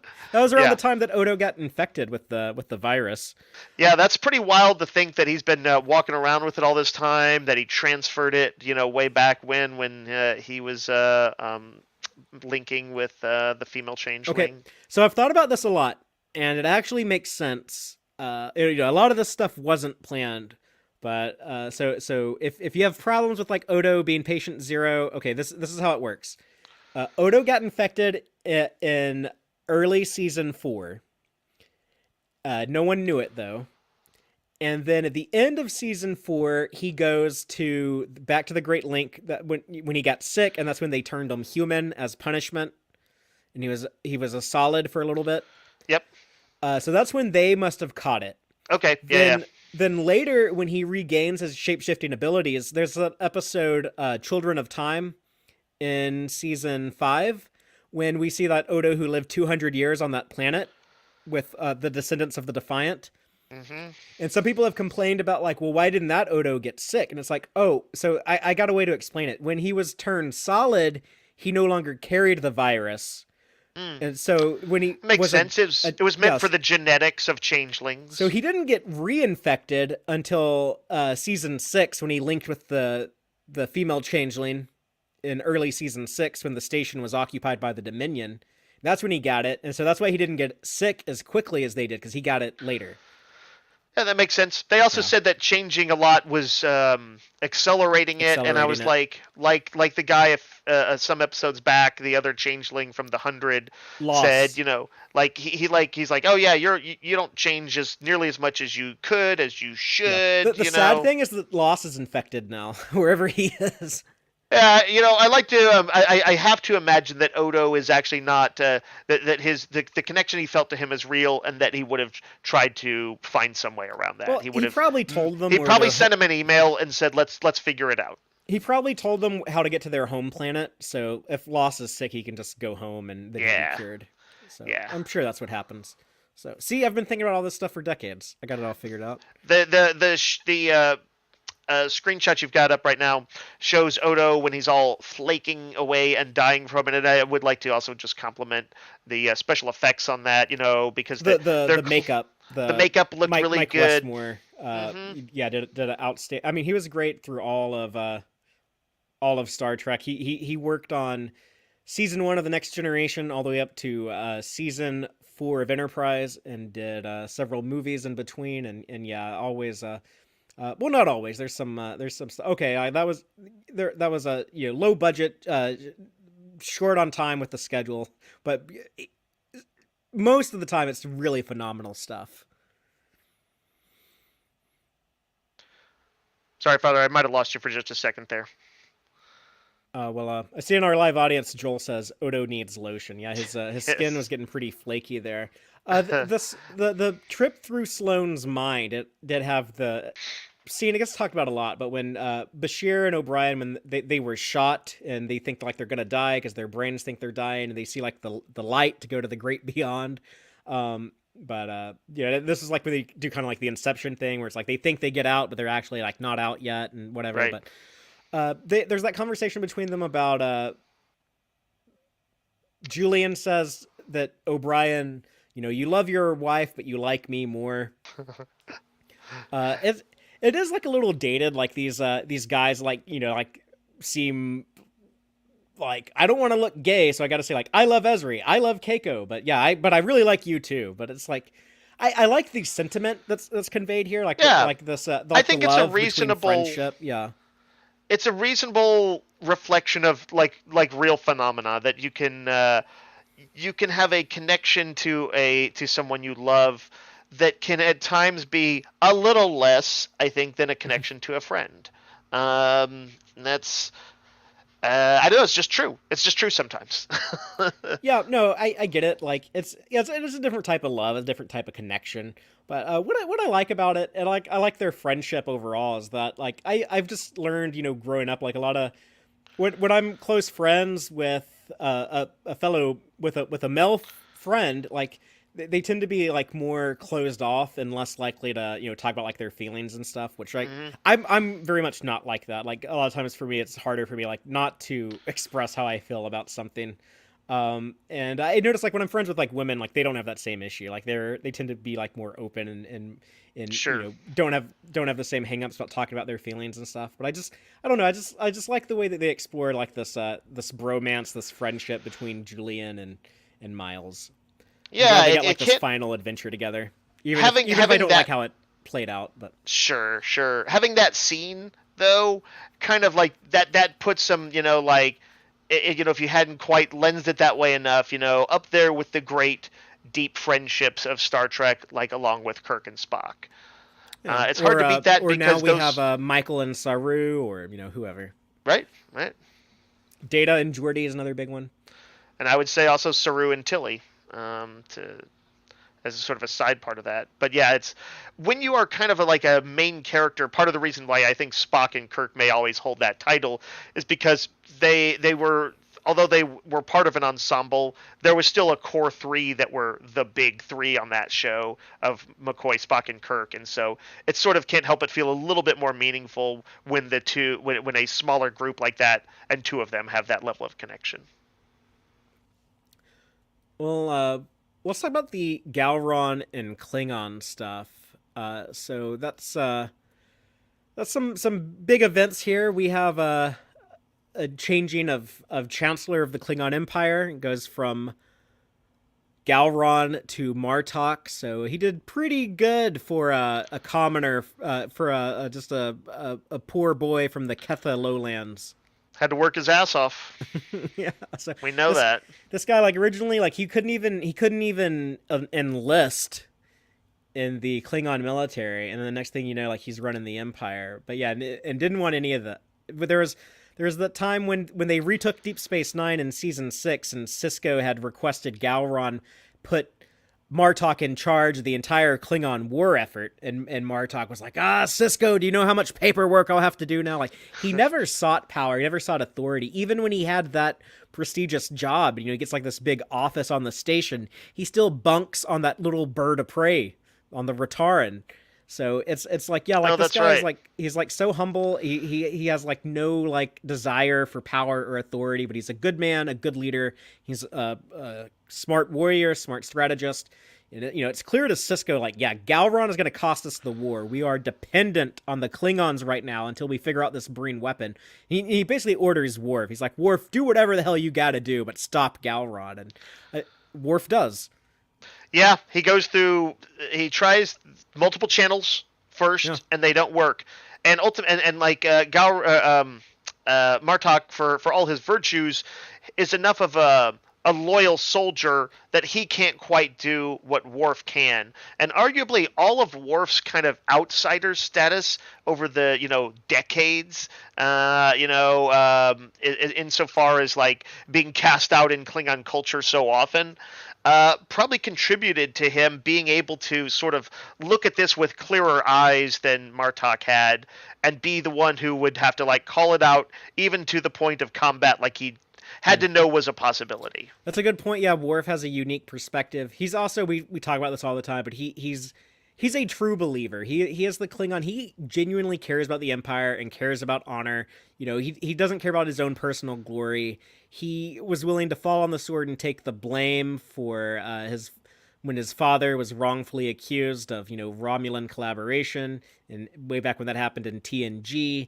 And we see here, even like when he defeats Galron in combat and he's made Chancellor, he's like, no, it needs to be Martok. Worf is a good man, but he's good enough to know that Martok is a better man.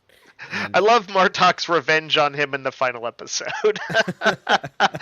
um, the I also wanted to mention Jill. I thought had a really astute comment in here. Said when way back in TNG when Worf tells Picard, "I'd kill you where you stand." That was not an empty threat. He does that from time to time. yes, Worf does kill people. In fact, Galron became Chancellor because Worf killed Duras when there's that rivalry between Duras and Galron, and Worf who has would changed the lead. face of the Klingon Empire in Yeah, major ways many times. yeah, and he put Galron on the throne, and then here he takes him off. So Whatever it takes. the Galron administration began and ended because of the son of Moog. Also, Ezri has a good scene with Worf. She's giving him some advice, and I like that she has a different view on Klingon culture than Curzon and Jadzia had, where she's actually like, you know what, like, yeah, I think there's a big contradiction with Klingon society. If you talk about honor, but you turn a blind eye to all this corruptness, and you're just like, well, that's just how the politics work. It's like, that's kind of bullshit, Worf, and that's what Worf needed to hear. He stood Yeah. up. He stood up to Galron. Yeah, that's like, you often think about how any given action that we take is the result of so many small things that come before it. A million mirror universes forming Yeah, every what's second. the Discovery episode? What's past is prologue, Hmm. which is a Shakespeare quote, right? Yeah, I see what you're saying. Yeah, that's a good point. But yeah, Ezri calling out the Klingon Empire was I love that scene. I thought it was really it showed some depth of thought, and I broadly liked how much Ezri kind of got to do in the season that was also her introduction. That's a tough weight to carry for an actor to come into a show final season and need to embed in such a way that you don't feel like an outsider. The scenes with you don't feel forced. So I thought they did a really good job of balancing a lot of that.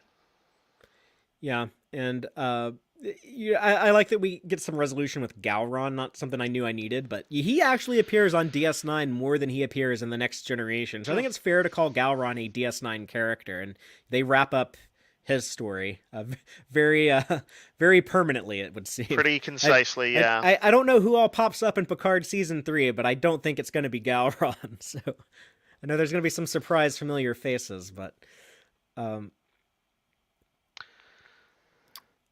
oh no, do you have anything else on Gowron and the Klingon stuff? I don't think so.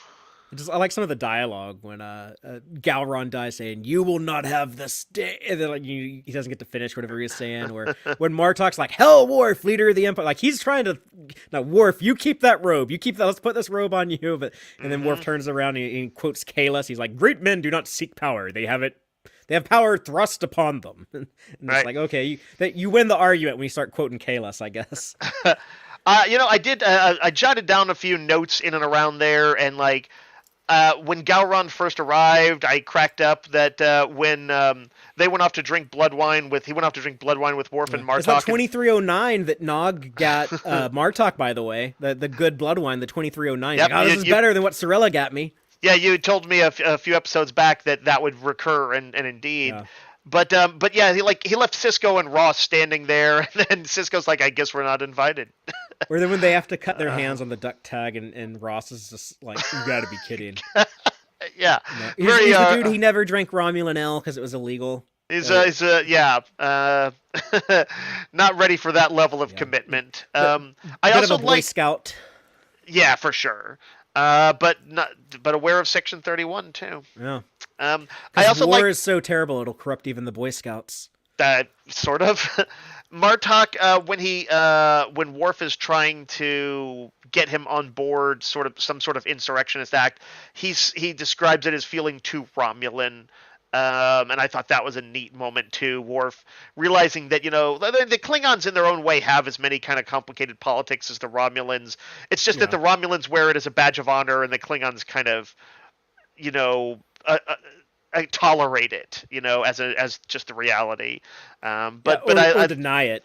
Or deny it. Yeah, that's actually deny it is truer. That's how the Klingons live. But yeah, it felt like real to me that Martok would see it that way. And Gio in our live audience is pointing out that Worf took off his badge when he stood up to Gowron. It's like, yeah, that's when you know Worf, like, he might murder someone when he takes off that Starfleet badge. And he's like, I'm not a cop today. Yeah, I'm not a Starfleet officer right now. So, but enough of the Klingons. We got a new head of state in the Klingon Empire. We have a similar transition occur in the Ferengi Alliance when the Grand Nagus calls DS9 to name his successor and accidentally names the wrong brother. I love that. Who's that? Wallace Shawn? Yeah. I love that he got to have like one more sort of moment to shine right on the cusp of the big dramatic tear-jerking final ending of Deep Space Nine, and he's like, Quark! One last time. He also kind of has the first F-bomb in Star Trek years before Tilly did. When it's like the static kind of blurs. Wallace Shawn actually, from what I've been told, he actually says friggin'. But it's scrambled. So it's like, obviously the joke is like, oh, they want us to think he says the F word. Yeah. That was a very fun episode. I honestly, throughout this, I was like, oh, is Kira gonna get an arc? Maybe she isn't, but she's such a like vital character for me to not get an arc. Or even Quark, I was like, oh, maybe he's not gonna get anything. Maybe that's okay. But so I was happy to see him get this and get really the sort of the mother of all punchlines to an episode. Well, but enough. Well, go ahead. I'm happy that the Marx quoting Union organizer is now the Nagus of the Ferengi Alliance. And honestly, the Nagus had apparently already been instituting quite a number of reforms, which Quark is like, I didn't know it had gotten so bad, like Well, with just terrible gravity in his voice. I think that was more of Ishka's doings, but For it's sure. funny. One of these episodes is called "Strange Bedfellows." There is a lot of that. You have Kira having to team up with Damar. The Breen is teaming up with the Dominion. Ezri and Worf, having their fling. But I guess Ishka and the Nagus. I guess you have like this revolutionary feminist and this corrupt old ruler, but it seems they had like some good reforms going, as much as miserable as Quark and Brunt even see. This is the episode I told you about where Jeffrey Combs plays Brunt and Wayun in the same episode. Yep. and really two pretty brilliantly different characters. It was fantastic, by the way, seeing Brunt in the role of a toady. Yeah. And also, even after he like describes all of the reforms, and Quark is hesitating that he's like, oh, the Grand Nagus sounds like it doesn't sound nearly so great after all, and he's like, oh, you'll still be a great man, or I wouldn't be sucking up to you.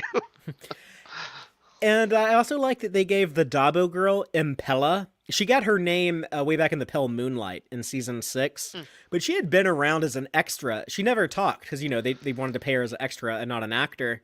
But in this episode, they gave her some dialogue, and she had been with the show for years. She was Terry Farrell's stand-in. She kind of looks like Terry Farrell. She had like the same build, same complexion. But yeah, they let her and be part of that conversation when Lita is like asking for, can we keep a bigger percentage of our tips?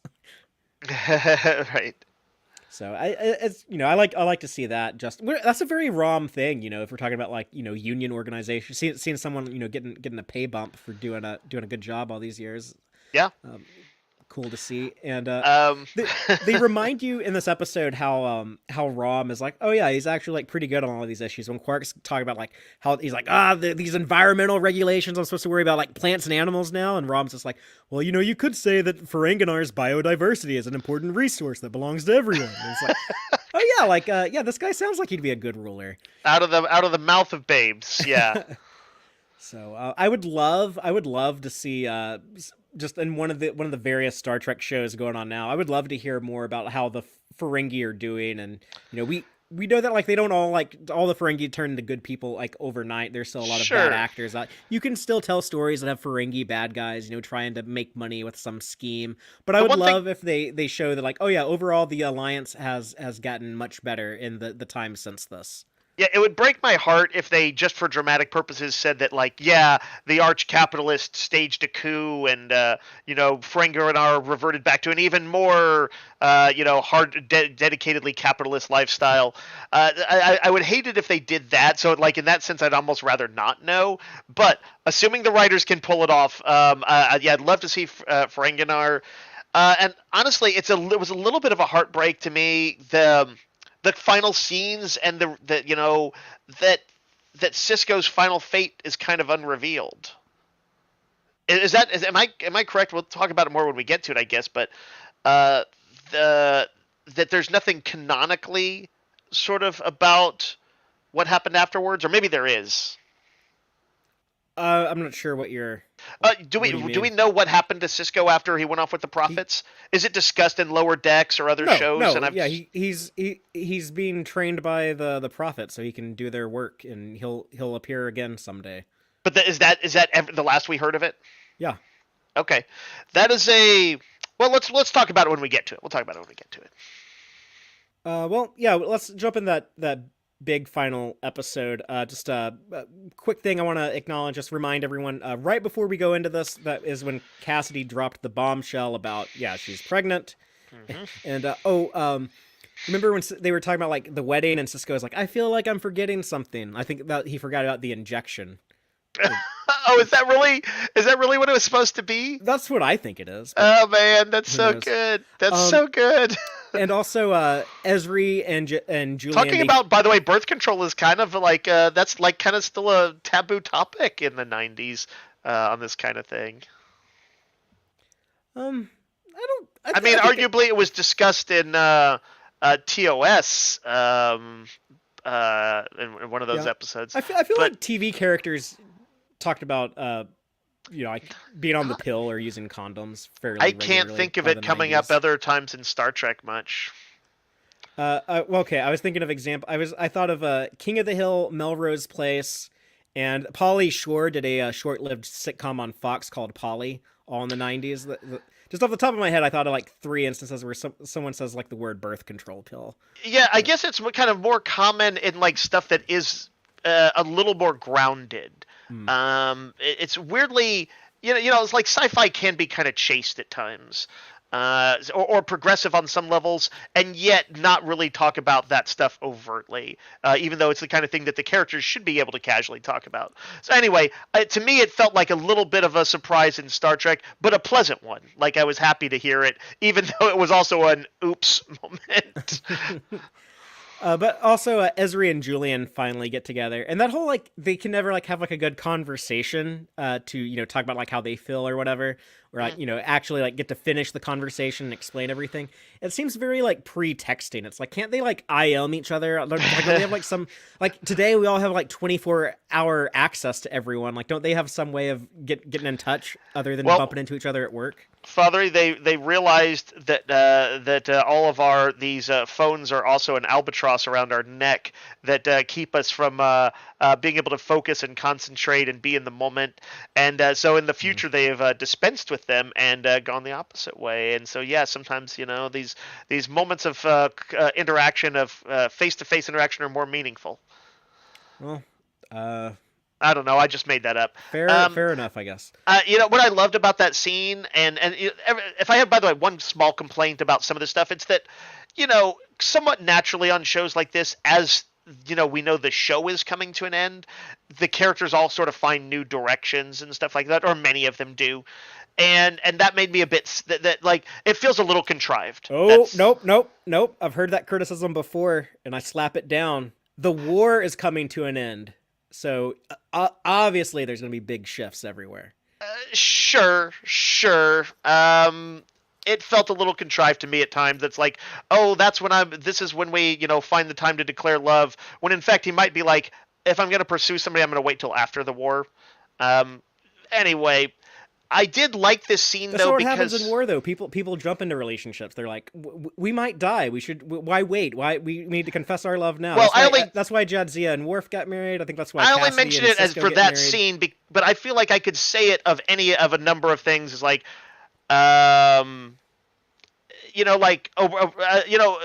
just that O'Brien was moving on. Everybody was kind of like looking at the next stage of their lives. But yes, I think that's fair. The war would have prompted some of that.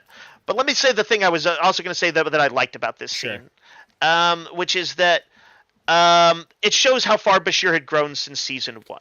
Yes. Season 1 would not stop hitting on people obnoxiously, and it was one of the worst aspects of his character, especially it hasn't aged well.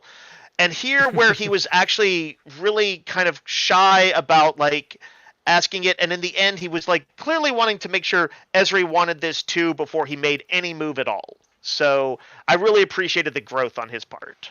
Yeah, and it's like, oh, now that you're acting like a decent person and not a douchebag, you actually get rewarded with a healthy relationship. Yep, just right away. which is how the final episode opens with like the two of them are hanging and banging now. Yep. And we see them in bed, and they're talking about that stuff I was just mentioning of like this is scary. We got like this big battle coming up, and we might not make it. And I think that does it pushes people. That's kind of like a truth that when people are like in the army, like they always get married like very quickly after they enlist, and stuff right. like that. It's fairly common. World War II, I think that happened a lot. Like, hey, I've only known you for like 3 months, but I'm shipping off to Europe, so we should get married. We should get hitched, so I don't have to die a virgin. And arguably also so that the soldiers would feel a little bit measure of safety about their girls at home not going out with other guys. Yeah. I gotta be on the lookout for Jodie, but the way that this final episode opens, what you leave behind. By the way, this one was written by Ira and Hans Beimler. And it kind of sets up everyone as they not everyone, but they tease some of the new directions you were just talking about, like Julian and Ezri. We also see O'Brien and Keiko talking about it, like we're moving back to Earth, and have you told Julian yet? So he's dealing with that. And when the big fleet is rolling out to go to the to capture Cardassia, to take down the Dominion once and for all, there's conversations on the Defiant, and a lot of like, oh yeah, I got to tell you this, Julian, but it's more like that they get interrupted or whatever, and it keeps getting delayed and stuff. So that kind of annoys me a little bit. But overall, I kind of like the, I don't know, just like the initial setup. Like you feel like, okay, we're about to see something big. Like the episode sure. kind of opens with like we're about to hit like a big peak. They like it did feel like D-Day, or that's the closest thing that I can think of to it. Either they are going to regroup and drag the war on for years and years and years. And by the way, I love that the show, I talked about how wars get compressed in TV and in fiction so that it's digestible to us. But this war had gone on for years. It felt like, either the Dominion was going to go and just begin ramping up and building more ships and make it a forever war, or they were going to win, it was, that is to say, the Allies were going to take them. Yeah, and if anyone doesn't remember, I guess like the Dominion's plan is if they pull back their territory to just like near the Cardassian system and have a smaller perimeter to protect, they would be able to rebuild their forces, build new ships, clone new Jem'Hadar, and be ready to counterattack and push back out. And they're expecting the Federation, to give in to fear and be, a bit more conservative and be like, well, we don't want to risk more lives if we don't have to. Maybe we should try to just contain them there, and not send any more people into the. And even the Romulans are kind of on board with that. And it's Martok and Cisco. They're like, nope, we gotta hit them while they're hurt. We gotta keep hammering and take them out once and for all. Mm-hmm.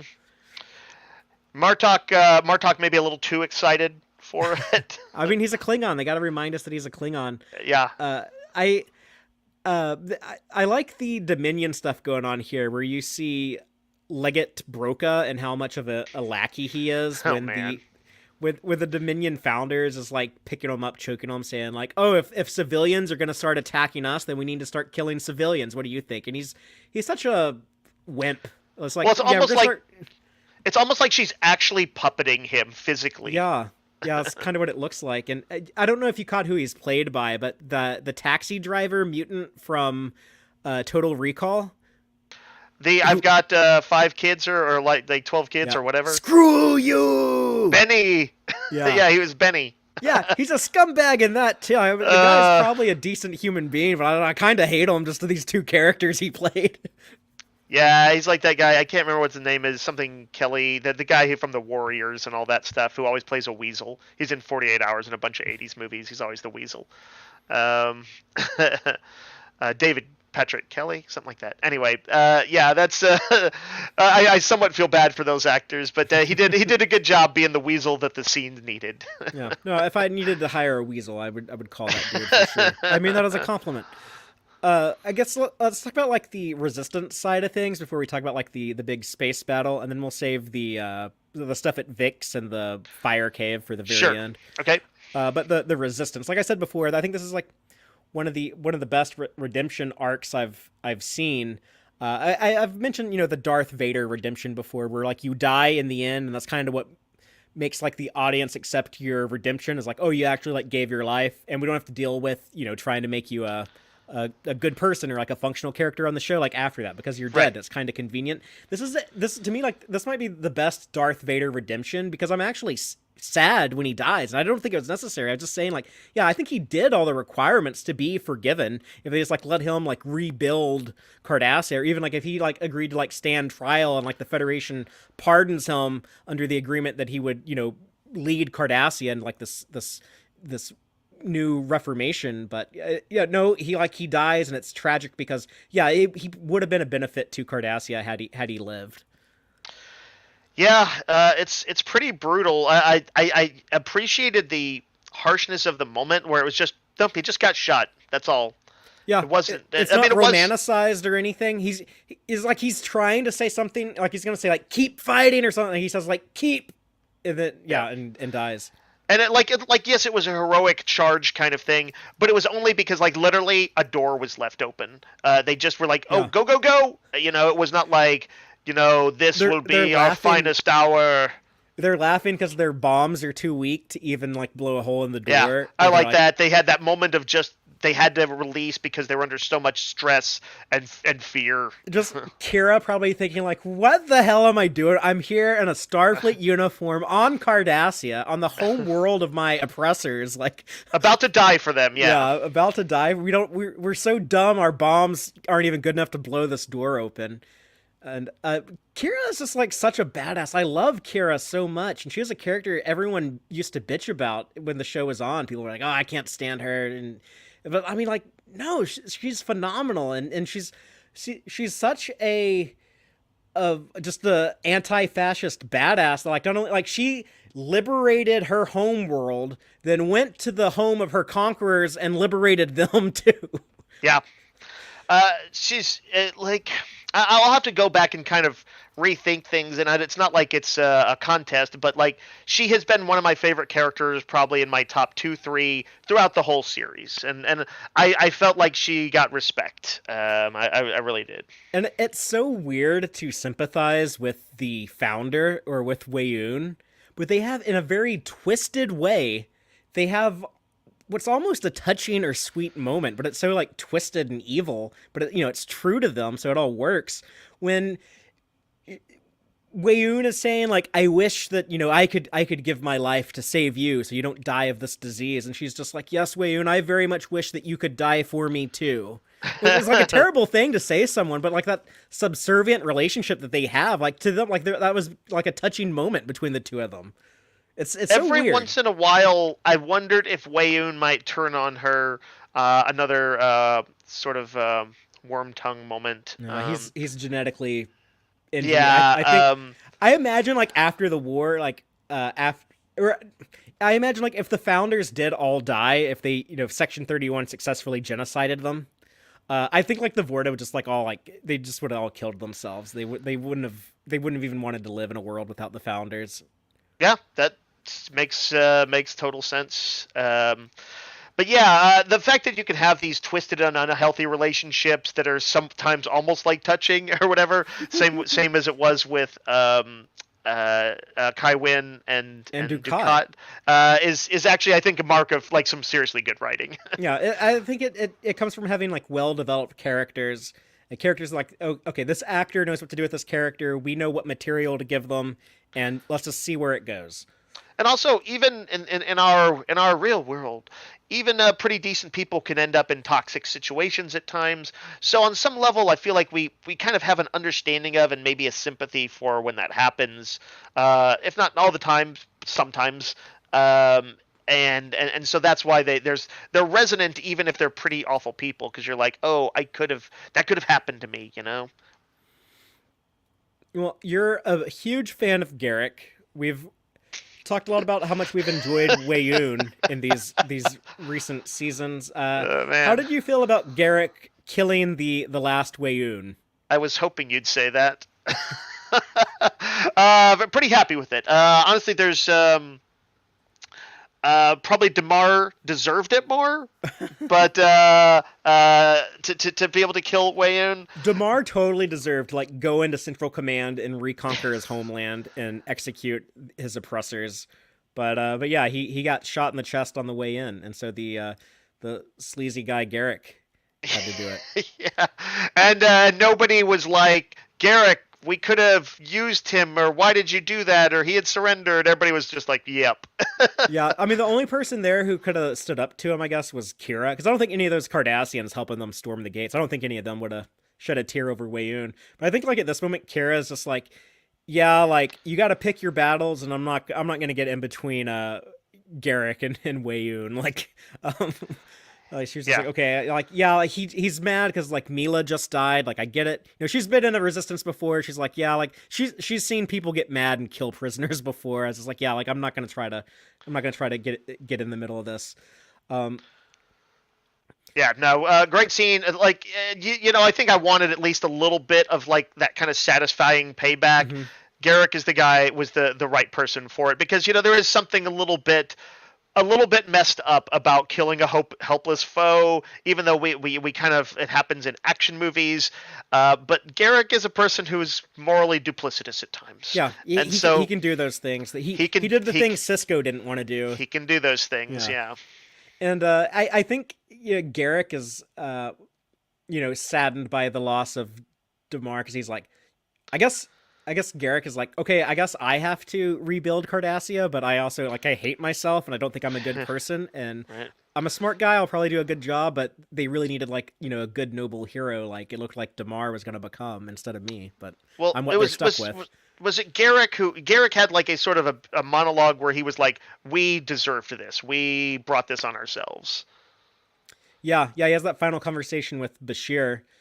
Um just let's switch topics to the space battle for a second before we talk Sure. about like the post-war stuff.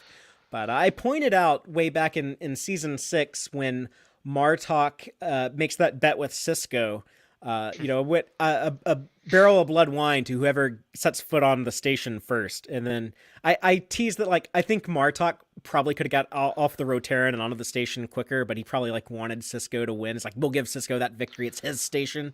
Hmm. But then like he makes the bet here, like he actually made it at the end of season 6. He was like, okay, the first one to set foot on Cardassia Prime gets a barrel of blood wine. And then here when they actually go and invade, and of course when they get there, Ross and Cisco are like, yeah, this is really morbid. We're not gonna drink with you. These people were just like bombed Yeah, like the Japanese in it's too World War bitter. II. It's too But bitter for him. they kind of pull out all the stops for the battle. There's a lot of ship action. Yep. What do you The think of enemy that? line that amazing shot you've got pulled up right now. The enemy line at Cardassia was pretty stunning. It did There's some of look. those weapon platforms. You asked if those Yeah. orbital weapon platforms show up again. Yeah, So you there they got some were. of Yeah. them. And by the way, if I hadn't mentioned it before, the Breen's weird asymmetrical ships are very cool looking. I really like Yeah. their design. Um, so yeah, it looked sufficiently like, oh fuck. Yeah, uh, and before the battle, there's the stuff with like Quark is like nervous, sitting it out on the sidelines. The civilian, he's playing Go Fish with Vic, he finally gets to and commiserate with Fontaine. Yeah. so that was cool. And then I don't know, like that stuff on the Defiant I was talking about of like Miles and Julian talking about like, oh, I got to tell you something, like, oh, you need to move the Alamo out of your quarters, that's fine, and stuff like that. That was I think they drew some of that stuff on too much, but there's some other good stuff in there, like Worf joking with Ezri like, I will kill him.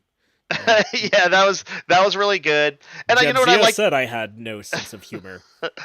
when Quark and Vic are talking. I like Vic Fontaine's championing of the everyman. Like he always picks people up whoever they are. But yeah, in this case it was Quark, and he needed to be the say like, hey, you know what? Bartending is a noble profession. You know what?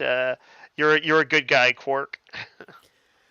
And after the battle, the changeling is so much of an asshole. Like she's just so bitter. She's like, yeah, there's no way that we're gonna win. You clearly have enough ships that you can beat us, but we're gonna make you pay for every single kilometer of this planet that you're coming for, even though I know that I'm defeated. And it's only Odo, and see, it pays to not be Section 31 and genocide your enemies. See, because Dr. Bashir did the right thing. We get the cleaner, happier end of the war when he is able to cure Yeah. her, but clearly under the agreement that like if I cure you and you surrender, I'll go home and cure our people. Those are the terms. It's a very science fiction idea that like if only you could see what's in my heart, you would not be the horrific, vengeful, I will make your victory taste like defeat person that you are. It's honestly, that's Deep Space Nine for as dark as it can be, extending, I think, some utopian hopefulness. Like a love of that idea that you could sort of turn someone with what's in your heart. I liked that happened. I did think that trusting Garrick not to shoot was a bit dodgy. Like they probably should actually asked him to leave the room. But I liked that sequence. I was not sure, whether there could be any redemption for the founders at this point. Yeah, and There, I mean, I think, well, let's save the ending Odo stuff for the very end. But okay, yeah, I got some thoughts on that. And there was that Bashir and Garrett conversation where they're talking about the 800 million dead. yeah, It's so morbid. It disturbs me more now, maybe because like I've read more about, I don't know, actual like attacks on civilians and attempted genocides and bombings and stuff like that. But every time I watch this, in later years, so I'm always rewatching Star Trek and especially DS9, but whenever the changeling is like, yes, let's just start killing the Cardassians, all of them are, we're not just targeting, one city, every Cardassian civilian, let's just go out yeah. there and start murdering them all. It's like I get like this sickness in my stomach, even like kind of now. I'd start like picturing like, what would that be like? These Jem'Hadar troops, they're just like, rolling up to like apartment complexes and just like mowing everyone down and blowing up people's homes, and like babies crying, and just, it's terrible. And yeah, 800. I don't know how long this takes place. It's only like a few hours at the most, right? But Yeah. 800 million. So that's like 1/10 of the population of Earth, right? There's 8 billion people, so 800 million would be like 1/10. It's like they wiped out like 1/10 of a planet population in just like a couple of hours.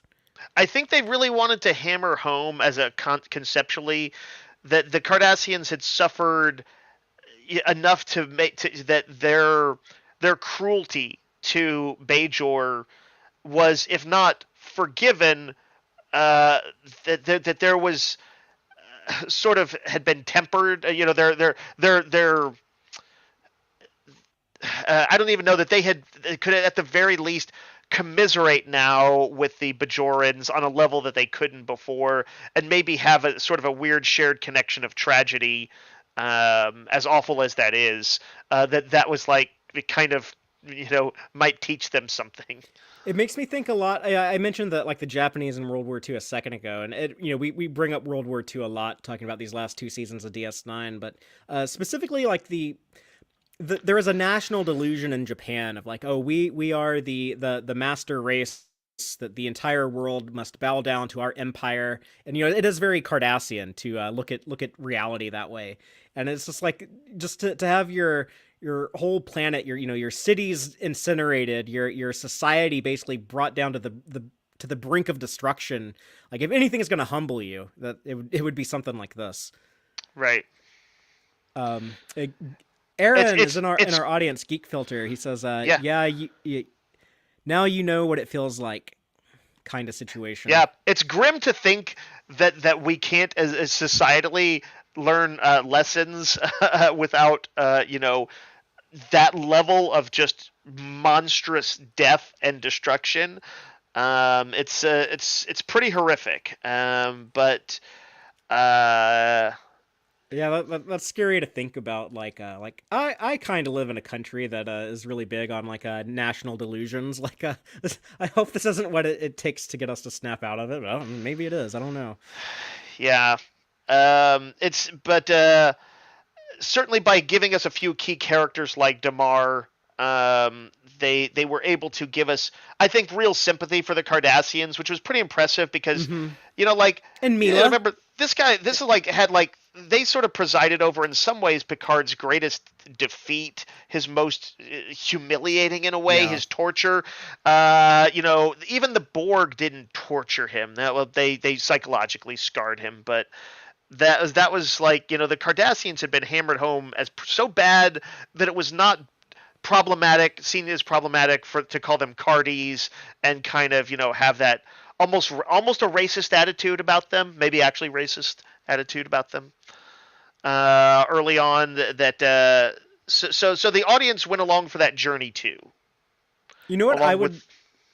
Go Yeah, ahead. yeah, I'm sure. But Dave, you know what I would love to see What's that?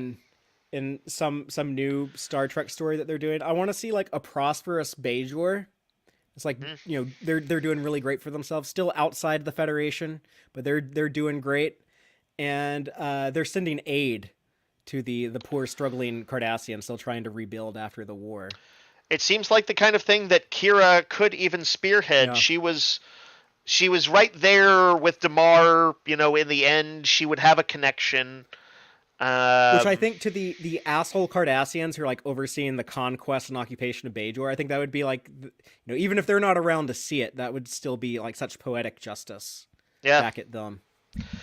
yeah, I'd like to think something like that happened. And if it wasn't clear, there's World War II parallels. I think all the examples of it that we bring up over these episodes, I think it's justified when at the end of the war, armistice signing or treaty signing or whatever it is, Yep, yep. Admiral Ross actually quotes General MacArthur from World War II. But it's a good quote, and it fit It's a well good here. quote. I like that they're kind of ceremonious with like this. I mean, would we really like sign like a paper treaty to end wars in the 24th century? I don't know, but it works so well. One thing that I liked about the whole staging of all of that is that although yes, our lead characters played key roles in it, arguably much more than any singular person is going to do in a real war, but that it didn't feel like that because we saw so many other people involved. We saw the Klingons, we saw the Romulans, we saw the Breen involved. It always felt like this thing that was so much bigger than them in a way, even if they were at the heart of it. And so yeah, like when you see this moment with everybody in the room for the signing, it just kind of brought home that there has been a sense of realism to all of this that's pretty feels unprecedented in the scope of it. I appreciated that scene. Now we're coming up on a scene that was one of the sort of heartrending scenes in a good way. Dave, I don't know if you remember, but last week when we talked about Bada Bang, Bada Boom, Hmm. Bada Bang, Bada Bang, whatever, Bada Boom, Bada Bang, whatever. I always get it mixed up. I live in Texas. I don't hear people say like the weird East Coast Italian stuff like that. But I never know that. I never know like a lot of like the Jewish words, like the Yiddish words. Sure. Like Chutzpah. yeah, like a lot of those, like if ever I'm reading like I don't know, like a Bendis comic or something, he starts like dropping those in. It's like I'm not sure what that means. I live in Austin. Like I don't hear that very much. I have to Google it. But yeah, you had mentioned when we talked about that episode, you said like, wouldn't it be great if the show ended with like a big musical number in Vix, and you had like all the main cast there, all looking great, and wouldn't that be a fun way to end? And they Yeah, kind of do that. I think I said something like, if this had been the final scene, Yeah. with Cisco singing with him, that would have been a really beautiful ending. And so yeah, they kind of do that. Yeah, we have the goodbye party in Vix, and I love O'Brien and Bashir talking about like, yeah, we're gonna take like a little trip to Texas and go to the real Alamo. And it's just, I've been to the Alamo a couple times in my life, and whenever I go there, I think like, yeah, someday in the 24th century, this Irishman and this genetically engineered doctor are gonna come here too, and I Yeah. love feeling that connection. And it's all from Ira Stephen Bear was a huge John Wayne nerd growing up, and he loved that movie The Alamo. So I mean that's all that there is to it. But I didn't mention this at the top of the show when I was going through some of the news, but yeah, in a couple of weeks I'll be on the Star Trek cruise. They just announced Ira Stephen Bear is going to be on the cruise, and I don't I don't know who in our audience watches on YouTube or somewhere else where you can get the video on, I guess, on Facebook too. But I don't think many people watch that way. But people who have seen me, like like I always have a cap on. I always do these shows. I wear this hat every day in my real life. I actually got this hat at the Alamo gift shop years and years ago. And on the back of it, it has the Davy Crockett quote, "You may all go to hell, I will go to Texas." And whenever I'm on this cruise ship with Ira Stephen Bear in a couple of weeks, like I have to find Ira and show him my hat. I'm not even, Yeah, I don't that's even pretty want great. to talk to him about Deep Space Nine. I want to be like, look at my hat. Let's talk about the Alamo. Yeah. Everyone on this boat wants to talk to you about DS9, but I want to talk to you about the Alamo. Hey, a lot of times I think that's the secret to sometimes extended conversations with pros is honestly to engage them about things that are like more like their personal interests and less about like the property they created. You're goddamn right. It is. That's my secret tactic right there. I was trying to pull a Garrick, and you saw it coming. But yeah. What else about like the goodbye party? We get like Cisco's toast. Vic sings.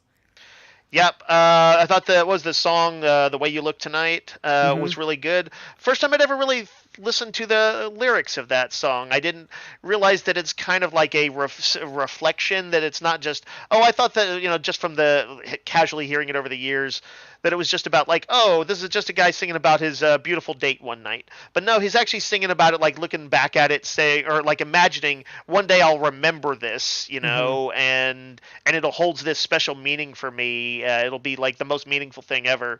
And that was like, man, I was like, what a perfect song. I can't believe they used Vic so well in the show. He was always consistently used well, and the songs that they picked were always like really dead on. I don't have a particular love of that kind of lounge singing stuff. I don't either. I do not either. But I have to admit that like when it's on, like any musical genre can be, it's on. So that I was like, when they revisit it, it's honestly when they revisit it during the actual farewells, during the actual scenes when everybody's leaving the station, that's when the waterworks turned on.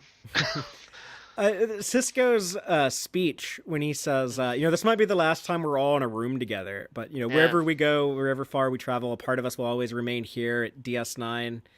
And like when he says that, I always get goosebumps. And I'm like, this is like the last episode, and it'll probably be a while before I rewatch DS9 again. And I feel like I'm leaving these people behind. But the beauty of television is that you can always revisit it. So that's cool. But it's something I tend to be like a very like nostalgic person in real life, and I probably spend too much time obsessing with memories of stuff. But yeah, I intentionally try to make note of big things like that in life. Like this is something that I might not always point it out to other people. Sometimes I will, but like at least internally I'll make like a mental note of like, I need to really cherish this moment, and because decades from now I can look back at this.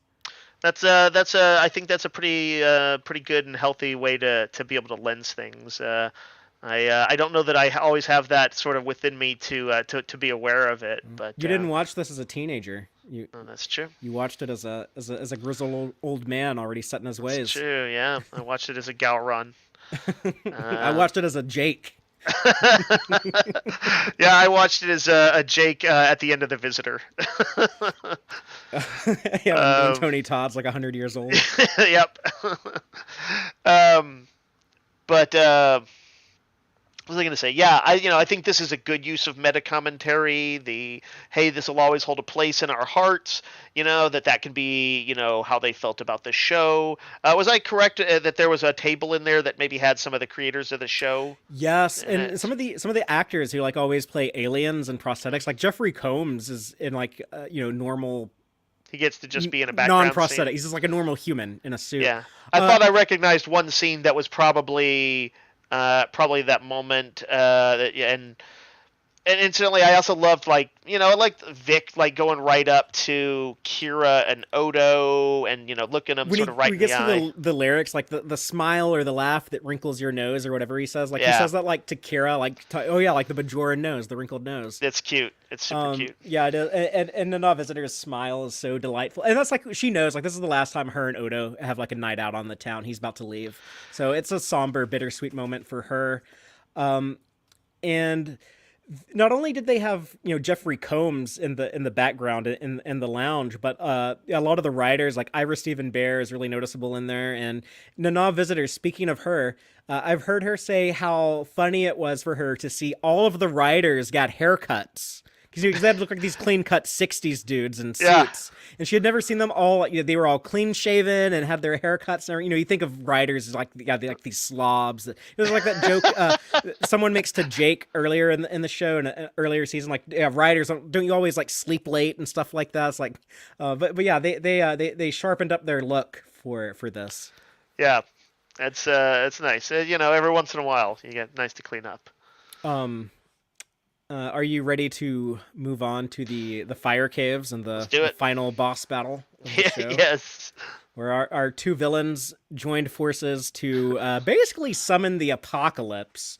So they're about to unleash the paw wraiths upon the universe, and Dukat killed by Kyren through poison. Again, like this is might be too fantastical for you, but I think it's all like sci-fi explanation for this, and it's metal AF. Dukat risen from the dead with his like Cardassian face restored. Yeah, you got to have like the true face of evil revealed in the end, and he's a revenant. Yeah, he's brought back to life. This was also right after the Phantom Menace came out. Just a few weeks after I saw that movie for the first time, and I just kept thinking like, yeah, he's like Darth Dukat when he's pulling the book with the Force or whatever and stuff like that. By the way, I was not a fan of the Phantom Menace when I saw it on May 19th, 1999. And then when this episode came out, like 2 weeks later, I was like, well, I have decided I am on Team Star Trek for the rest of my life and not the other Star franchise. That's a pretty stark juxtaposition. Real, arguably, Star Wars at one of its absolute lows and Trek at one of its absolute highs. So it defined my personality for the rest of my life. So. Good job then. What we leave behind. Yeah. This was also another Lord of the Rings moment for me because it felt like Gandalf and the Balrog tumbling into the fire. Oh yeah, that is very true. Yeah, that's what they look like when they go in there. And I remember just being so like glued to the screen, like, oh my god, what's gonna happen? Oh my god, is Dukat dead? Oh no, is Kai Winn dead? Like, here comes Cisco. What's he gonna do? And then I don't know. Did you think it worked? Is it anticlimactic? Oh, they just fall off the cliff, or were you like amazed by it? So here's the thing. There had been so much that happened that it didn't feel anticlimactic within that context. Was it anticlimactic though? Yes. It's like I'm like, no wait, why did the prophets need him just to tackle a guy? Arguably, the only thing that he got out of it by being the emissary was, I guess, that he knew it was happening, which they told him, so he didn't sense it or anything. They still just told him, and he survived it. Which he probably wouldn't have otherwise. But I was like, I kind of felt like I had been hoping that the prophets, the particular reason why he was chosen and something like that would have been more of a big thing. Well, they have a bunch of jobs for him to do. Is what they. Yeah, that's just saying that it'll be explained later. It's mysterious ways. I don't think the plan is to explain it. I think. If you go back to season 6, when he made like that pact with them in the wormhole, when he asked them to like stop the Dominion fleet, and they said that it's going to cost you. There's going to be a penance to this. I think that was them making the decision like, you want us to take a more proactive role in the universe, then okay, we're going to do it. You're going to be our guy who does it. And so you're going to be our emissary, and you got to remember, like, because they're non-linear, it's like, are they having like every encounter with Cisco like this is all like at the same time from their perspective? Like for them, it's like the same moment where they're learning linear time from having baseball explained to them. It's also like when one of them goes back in time to, conceive Cisco, and they're also like making him they're giving him this agreement to become to become like their operative. And all of that stuff. So I feel like it must always kind of happen at the same time to them. But no, I love that idea of like Cisco's ascension and how like he will return someday, and or maybe he's already returned in the past. And I don't know if Avery Brooks will ever play Cisco again. Like he's talking about like, yeah, he's like done from acting. He's done with Star Trek. But I don't think we need him to show up. I think I think that's fine for him just to be like, yeah, like he's out there, he's doing stuff, but he's not. I like an ending that is a mixture of hopeful and happy and sad all at once, and they did that. Although it also felt a little like Empire Strikes Back, somewhat literally with the scene of them looking out the window together. That's interesting. So you felt like this was, because to me this feels very final, but to you it sounds like this feels more like setting up something else. Well, I also like movies that end with a sort of the equivalent of a pregnant pause before some other thing. The Matrix is a good Oh example. yeah, great example. It's like the revolution is about to begin. I don't need to see the revolution. It was Right. amazing as a build to it. So I don't know if I necessarily feel I need to see it, and I actually love that dramatic turn. Like that Jake is of course sad for his father, and of course longs to see him again, and Cassidy no doubt too. But that's not a bad place to end because I think, can have a fair degree of confidence that they will be reunited. Um, the thing that I liked about it, again, I felt like thematically, war scars us, and this is yet another Lord of the Rings thing. It's especially that like say Bilbo and like Frodo never in some ways fully healed. Frodo in particular is as the focus of Oh it. yeah, he's shell shocked He's shell for shocked, sure. and like if everybody had gotten everything they kind of wanted, it would have rang false. It was a There would I have was been no cost. surprised. I was surprised by honestly kind of what Odo did. I didn't know that was going to happen, but yes, Cisco. No, we know the war had been hurting him in a lot of ways.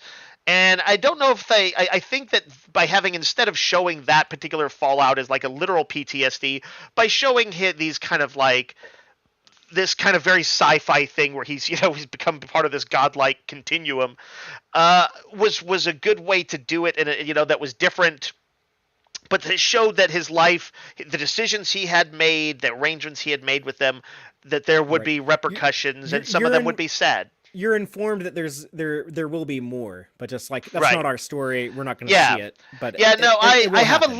a little disappointment that like that the confrontation with Dukat wasn't somehow a bigger thing, and that maybe there wasn't a little more explanation of the nature of the prophets. But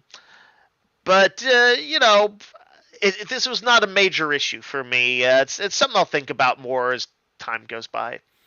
Well, Rachel is here in the audience, and she's pointing out that originally Cisco was never going to come back, and then Avery asked that they change that. And there was a big thing for Avery that he didn't want to abandon his family. He didn't want to be he didn't want to present a black man abandoning his family, and it was very important to him that they always showed Cisco to be like a very dedicated father and a good father, because you didn't see that depicted between black men as single Yeah. fathers and their kids and stuff very much in television. So it was that's what I've always heard too, that it was his idea to make it that like Cisco will return. But Among the many good contributions you made, including I remember you telling me that they said to give like better dialogue and more challenging dialogue to his son. Yeah, he really pushed the writers to give more material to Sirach Lofton as Jake. But and since Avery, he's been vocal about like not wanting to return to the world of acting, I've actually like, because I think about Star Trek too much. I thought of an idea of like, oh, there would actually be like a good way, like you could use Cisco in stories and show him, still being the dedicated, loving father, but without you. I thought what I think would be like a really good way to do that without Avery Brooks, but unfortunately, I can't share that publicly because I actually like, part of me hopes that the writers would actually like use this in a show someday or something, and that they'll independently like, come to it. Yeah, if they like see something on the internet, they're not supposed to use it. So right, or if you tell them a good idea, it's like, well, no, I can't really do that because we don't want you to sue me for using your idea. So if anyone ever sees me in person at a convention or something, or wherever, if you're hearing this now and you someday encounter me in person and you look me in the eyes and you promise me you won't tell anyone, I will tell you my idea that I think is a pretty good idea. I don't know. You can judge it for yourself once you hear it. But Dave, I'll tell you off air later. Apologies to everyone else. But yeah, if you see me in person and ask me and promise you won't tell anyone, I'll tell you.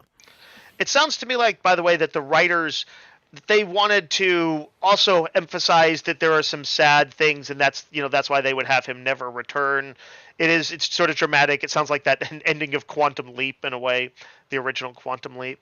But I'm very glad that Avery Brooks convinced them otherwise. Yes, And yeah, no, I agree with Avery on that. So well done, and well done, writers and producers, for listening to him. Yeah. They Just actually they found a compromise wherein he was displaced from his family for a time, and that works too, I think. mhm.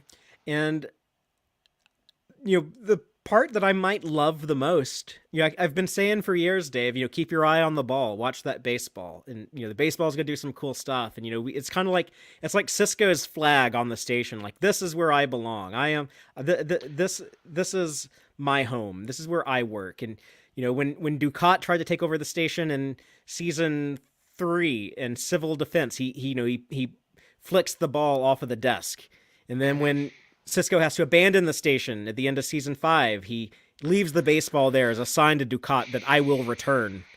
And then when he left at the end of season 6 to go back home to Louisiana, he took the baseball with him. He didn't know if he was coming back. But then here at the end of season 7, at the very end, that baseball is still in Kira's office. So we know he's like King Arthur, coming back for Excalibur or something. He shall return. Right, but also I liked the idea of passing the torch in a way. Oh, it's like Kira's baseball now.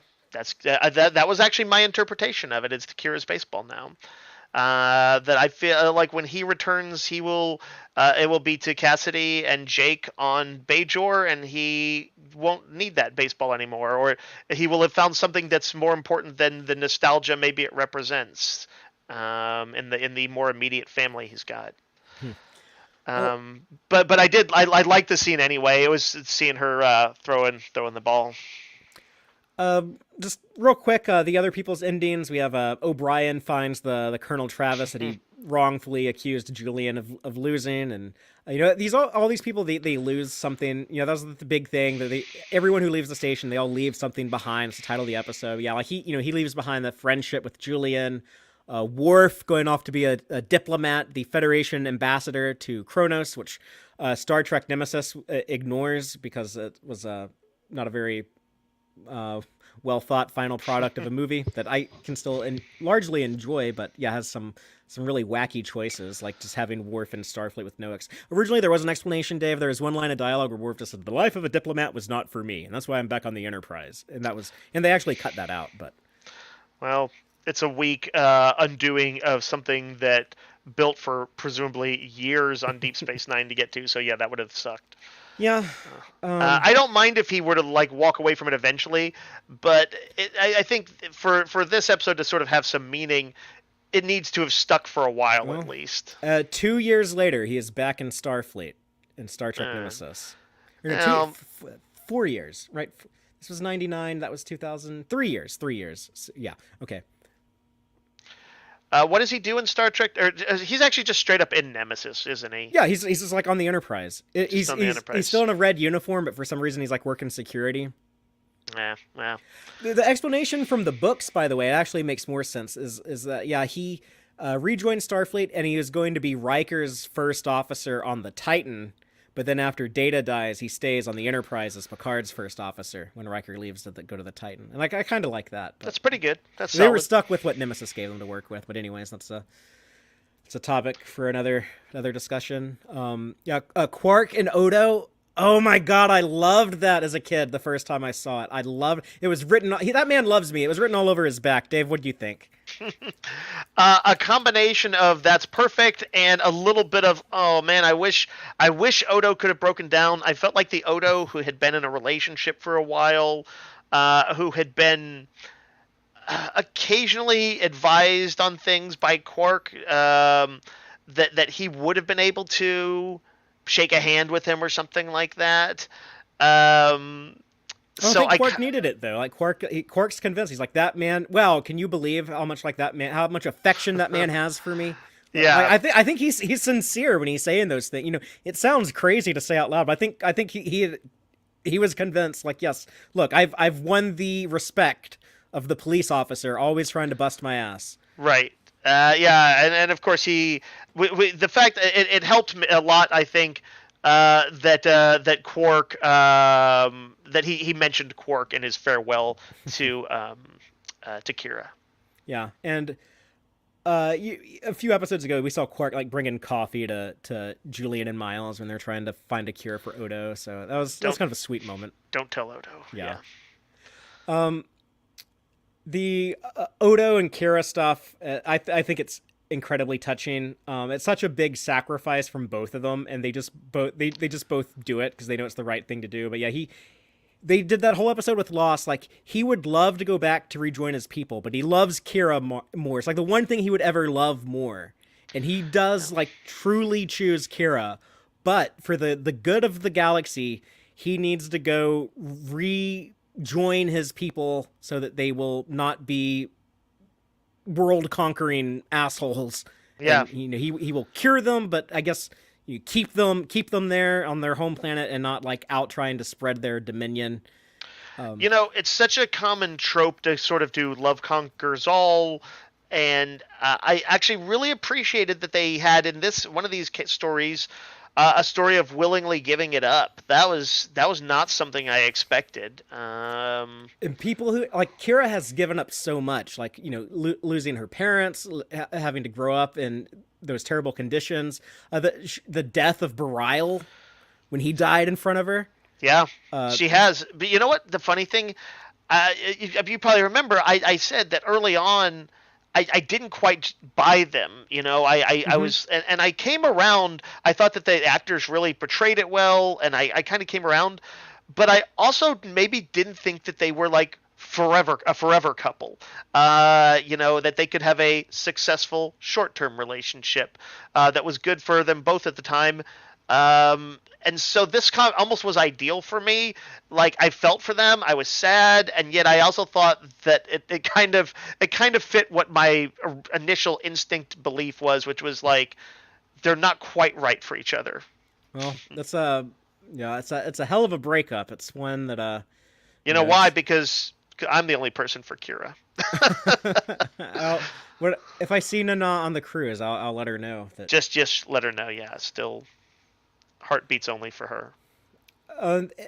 I like that final scene of Quark in the bar talking to Morn about like, I don't know why you're trying to regrow your hair. There's been enough change around here as it is. But then when we see Kira, come bust his ass about like the illegal gambling and stuff he was doing, then he's like, yeah, it's just like I was saying, things never change around. It's like, yeah, that's how life is. Like, some things will change so much, but they're Quark and Morn still hanging. They were hanging out at this bar during the Cardassian occupation. They were hanging out here, all 7 seasons of DS9.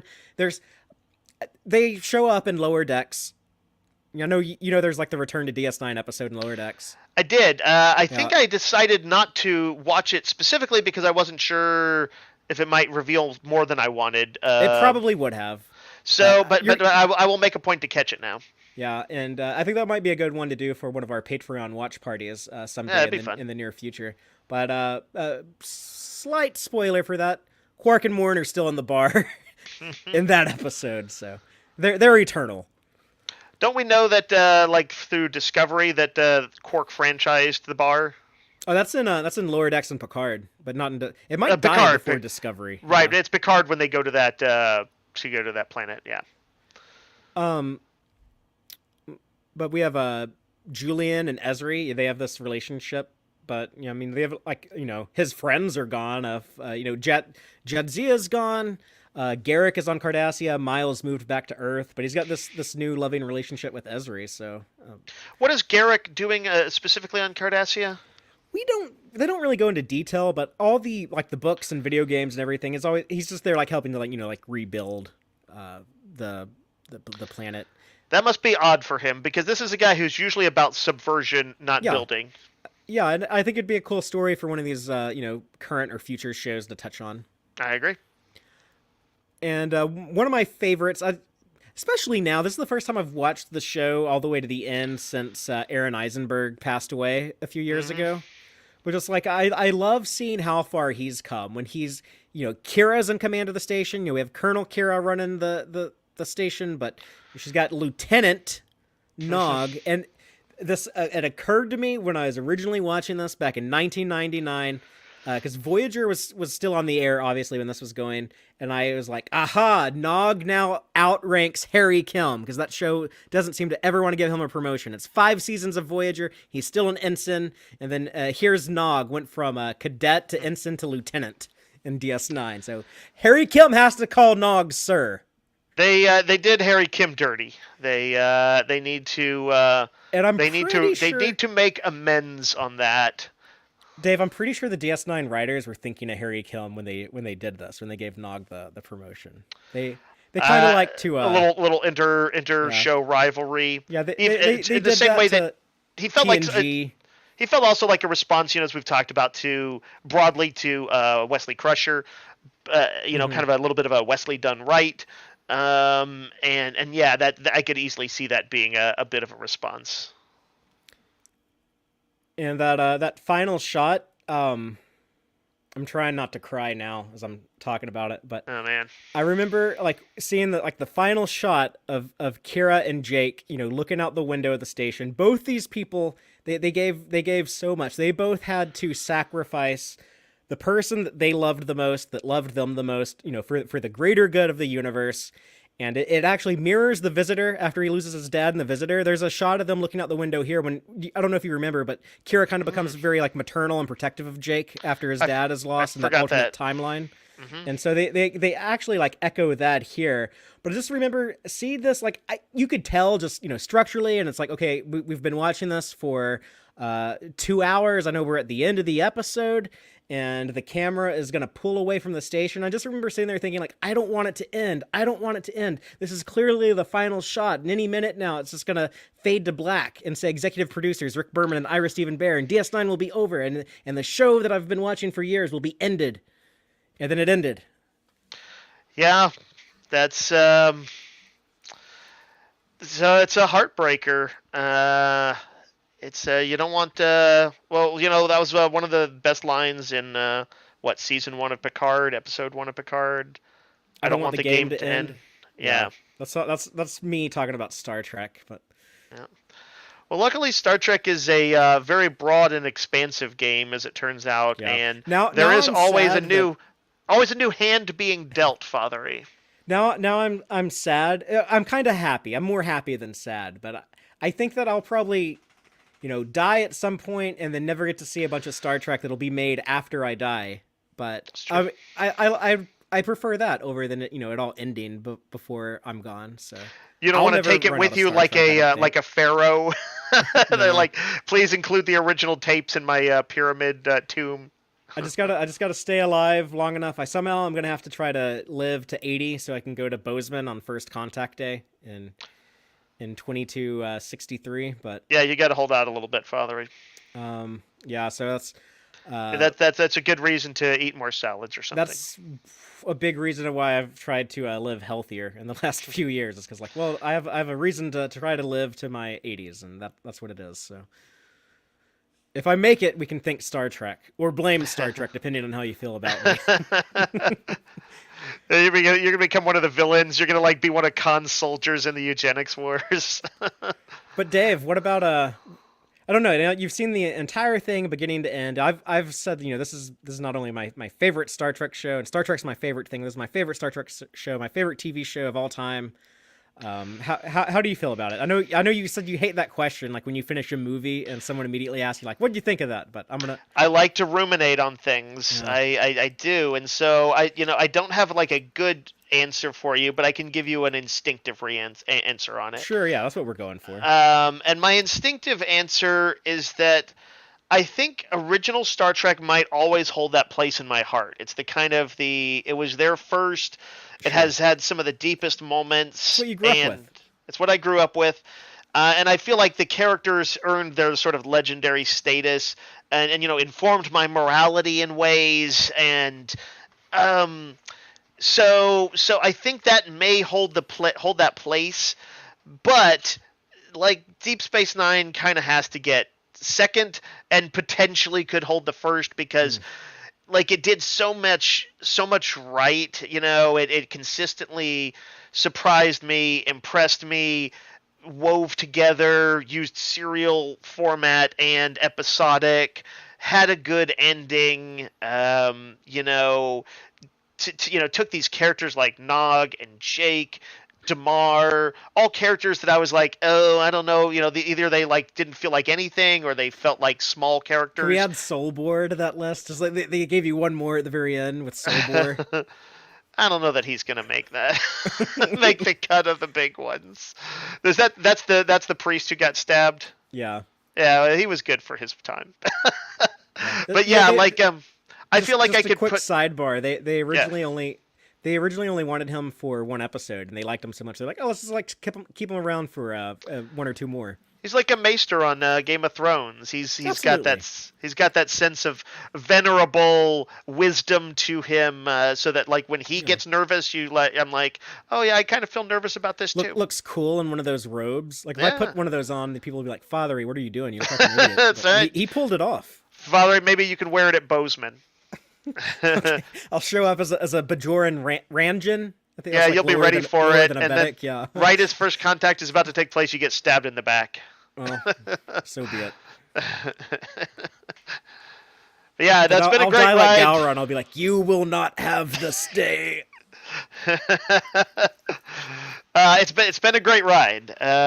This has been 5 years in the making for us, I know. So and I think well worth it. Well worth Yeah. it. I don't think that that Deep Space Nine has the best series finale, because if we're actually talking about like the actual like final episode, I think All Good Things from The Next Generation is we disagree on that one. I liked it quite a bit more than you did, but we covered it I think that was also 5 years ago, if I'm remembering correctly. That's But wild. we covered that in the past, and people can go find that and listen to that. But I think because it is a self-contained single episode as a finale, this did need like 8 episodes in front of it to Sure. build up the ending. But so All Good Things might be the best Star Trek series finale. But just as far as like ending story goes, I think this is the best. And it's also interesting. This is what the Star Trek shows ending are going to look like now on in this new era, the modern era that we're in. We're about to see Picard try to give a big ending to the TNG crew in a 10-episode story arc starting next week. So Right. We're on the cusp. By the way, Jill lobbies for Turnabout Intruder in the comments Yeah, as best ending. I'm going to change my vote now. That's she's convinced me. It's funny because everyone hates that, and that was never intended to be like a finale. In fact, they had 2 scripts ready to go after that before they got canceled for the next 2 episodes. But this was the last Star Trek series finale that everyone liked. Like people had a lot of problems with Voyager, and people really had a lot of problems with how Enterprise ended. Right. And we haven't had a series finale that people liked since 1999. So no pressure, Star Trek Picard, but in I guess 11 weeks now, we'll see how that show ends. But I did feel a little pang of like pain in my heart knowing that like Deep Space Nine kind of was a little, Father, at least from what you've told me, I wasn't keeping track of it at the time, was kind of sidelined a little bit. It took reappraisal in the 2000s to kind of get the attention it deserved, and I sort of felt for the writers and the actors on the show that maybe that this really really amazing send off didn't maybe get the love that that I think it probably deserved. yes, I think But it does have broadly, it it was now. pretty well liked, though. Yeah. I don't remember people like complaining about this like they were with I think the haters had stopped watching by this Yeah. point. But yeah, Voyager and Enterprise both had like instantly negative reactions. Yeah. But I'll say this, like Ira Stephen Bear always feeling like the redheaded stepchild that they never appreciated his show, and he thought like, look, they treat the TNG people like the golden boys. The Voyager gets all like the big bucks from UPN because they're on this network, and they're so worried about that show and making these next generation movies. They're never going to give us movies. They're never going to bring us back for anything. it's important that we, they're not going to like what we're doing, so we're just going to have to do it like so fucking good that it'll be undeniable, and they'll love us. I talked to the writer Robert Hewitt Wolf, and he said, "Yeah, Ira would always say this: they'll love us when we're dead." He is convinced that like, I don't care if no one likes this now. One day they're gonna like it, and we might not be around to see it, but it'll happen. That's a tough way to live, man. Yeah. That's tough. I again, I feel for him on something like that. I'm glad at least there's an awareness that we have in life that people like Van Gogh and stuff like that sometimes become not just somewhat appreciated, but wildly appreciated after they had a chance to enjoy it. Yeah. It's still sad, but at least we know that happens. And there are also plenty of times when you get to be appreciated within your lifetime. That's one of the things, like when, I don't know, Kevin Conroy passed away recently, the voice of Batman in the animated shows. That I was like, he had seen that. He had seen that love. Yeah. Yeah. But no, but yeah, to the rest of them, keep fighting the good fight with your quality, and God bless them. But I bring that up to point out, like, he really wanted to make sure that they wrapped everything up strong, and and that they did the best that they could, and that the show ended strong. And there's a lot of talk around like the end, like we had these great fantastic sets, like that promenade set that had Quark's bar in it and everything. And I've never even been there, never even like saw it or anything. I wish I could. I talk about this. If I had time travel, I'd just go back in time and like just look at those sets, just sneak into Paramount and look at them. But just like hearing, like they tore them down. They thought about like opening up like kind of like a touristy thing, like where people can like come visit and do like set tours and stuff. And they're like, no, that's gonna be too expensive to maintain that. And they tore it all down. Just Armin Shimmerman has said like he couldn't be around. Like he made sure that like he wasn't there when they started tearing the sets down. Like he didn't want to see. He said he couldn't bear the thought of like that promenade being tore up. And it's funny to think of rebuild Quark, it. Like of Quark as the most as being that level of sentimental. Yeah, it's like I want them to go back to Deep Space Nine in a live action show. I just need to know that the set has been like rebuilt and it exists somewhere, even if it's just temporary. It's just I miss it, and I was never even there. But it's a show that I've enjoyed I've shared with like a lot of people. My uncle I've mentioned a few times on the show lately, who passed away recently. He, for a long time, he is the only person ever said the words Deep Space Nine to, because no one else knew what I was talking about.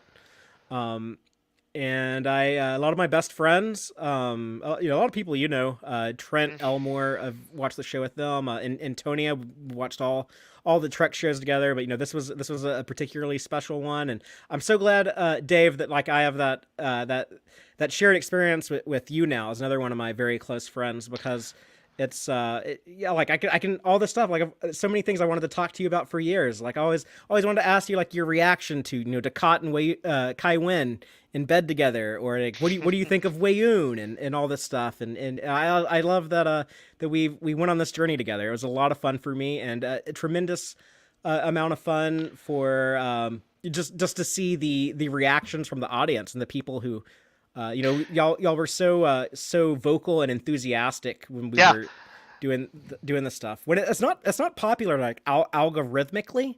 Like I should be talking about like Picard right now if I wanted to grow the brand. I should be like, oh, here's my my non-spoiler reaction to the first episode, because full disclosure, Dave and I have seen the first. That's all we've watched, because we don't like to go too far ahead. But right now we've both seen the first episode. We'll talk about it next week though. But yeah, I should be like doing stuff like look at all like these theories for Picard, or stuff like that. But it's like no, like the people who like us talking about Deep Space Nine really like us talking about Deep Space Nine, and I like it. And so now I have that shared experience that I have with a lot of my close friends. Now I have it with our audience, and I'm about to tear up now talking about that. Yeah, I loved for me. That's the one reason why I'm glad I didn't watch it in person with you, Fatheree, because some of the biggest episodes for me of Deep Space Nine were too emotional, and I would have felt a need to cover it up, and I wouldn't be able to ugly cry when they're playing The Way You Look Tonight, and everybody's having their memories. By the way, they did suggest in the comments, and obviously I do need to follow this up with the documentary Even if we don't formally talk about it on the show, maybe we can sneak it in somewhere. I'm sorry, what was that? I was reading our comments. No sweat. The document. I need to do the documentary as a little outro to this. It's what's it called? What We Left Behind, yes. or yeah. I have the Blu-ray, and I'd like to watch it with you, but I don't know if we'll have time to do it like before I go on my cruise in a couple of weeks. But yeah, if nothing else, let's just try and catch it soon-ish, and we can sneak the reactions in, or just if there's any notable stuff about it, we can sneak it into a subsequent episode. Yeah, that'll be fun. But I think it'll also be fun to get back into the swing of things, talking about new Star Trek episodes starting next week with the return of Picard, with season 3, the final season of Picard, and it'll be weird going back to just talking about like one episode a week. Yeah, I guess it's time for those deeper dives now. I'll have to switch tracks. So I don't have any DS9 to binge watch this next week, so I have the Blu-ray of Picard Season 2, so I guess I'm just going to watch that and check out the special features and get ready for Picard Season 3. All next week I'm going to be, when we talk about Picard Season 3, I'm going to be like, I couldn't help but notice there's no Garrick in this. We'll see how they measure up to each other, but again, I think Starfleet Boy is going live to talk about his experience at the Picard premiere, so people please check that out, and please come back next week to find out what Dave and I think about the first episode of Picard Season 3. And until then, as always, live long and prosper, y'all.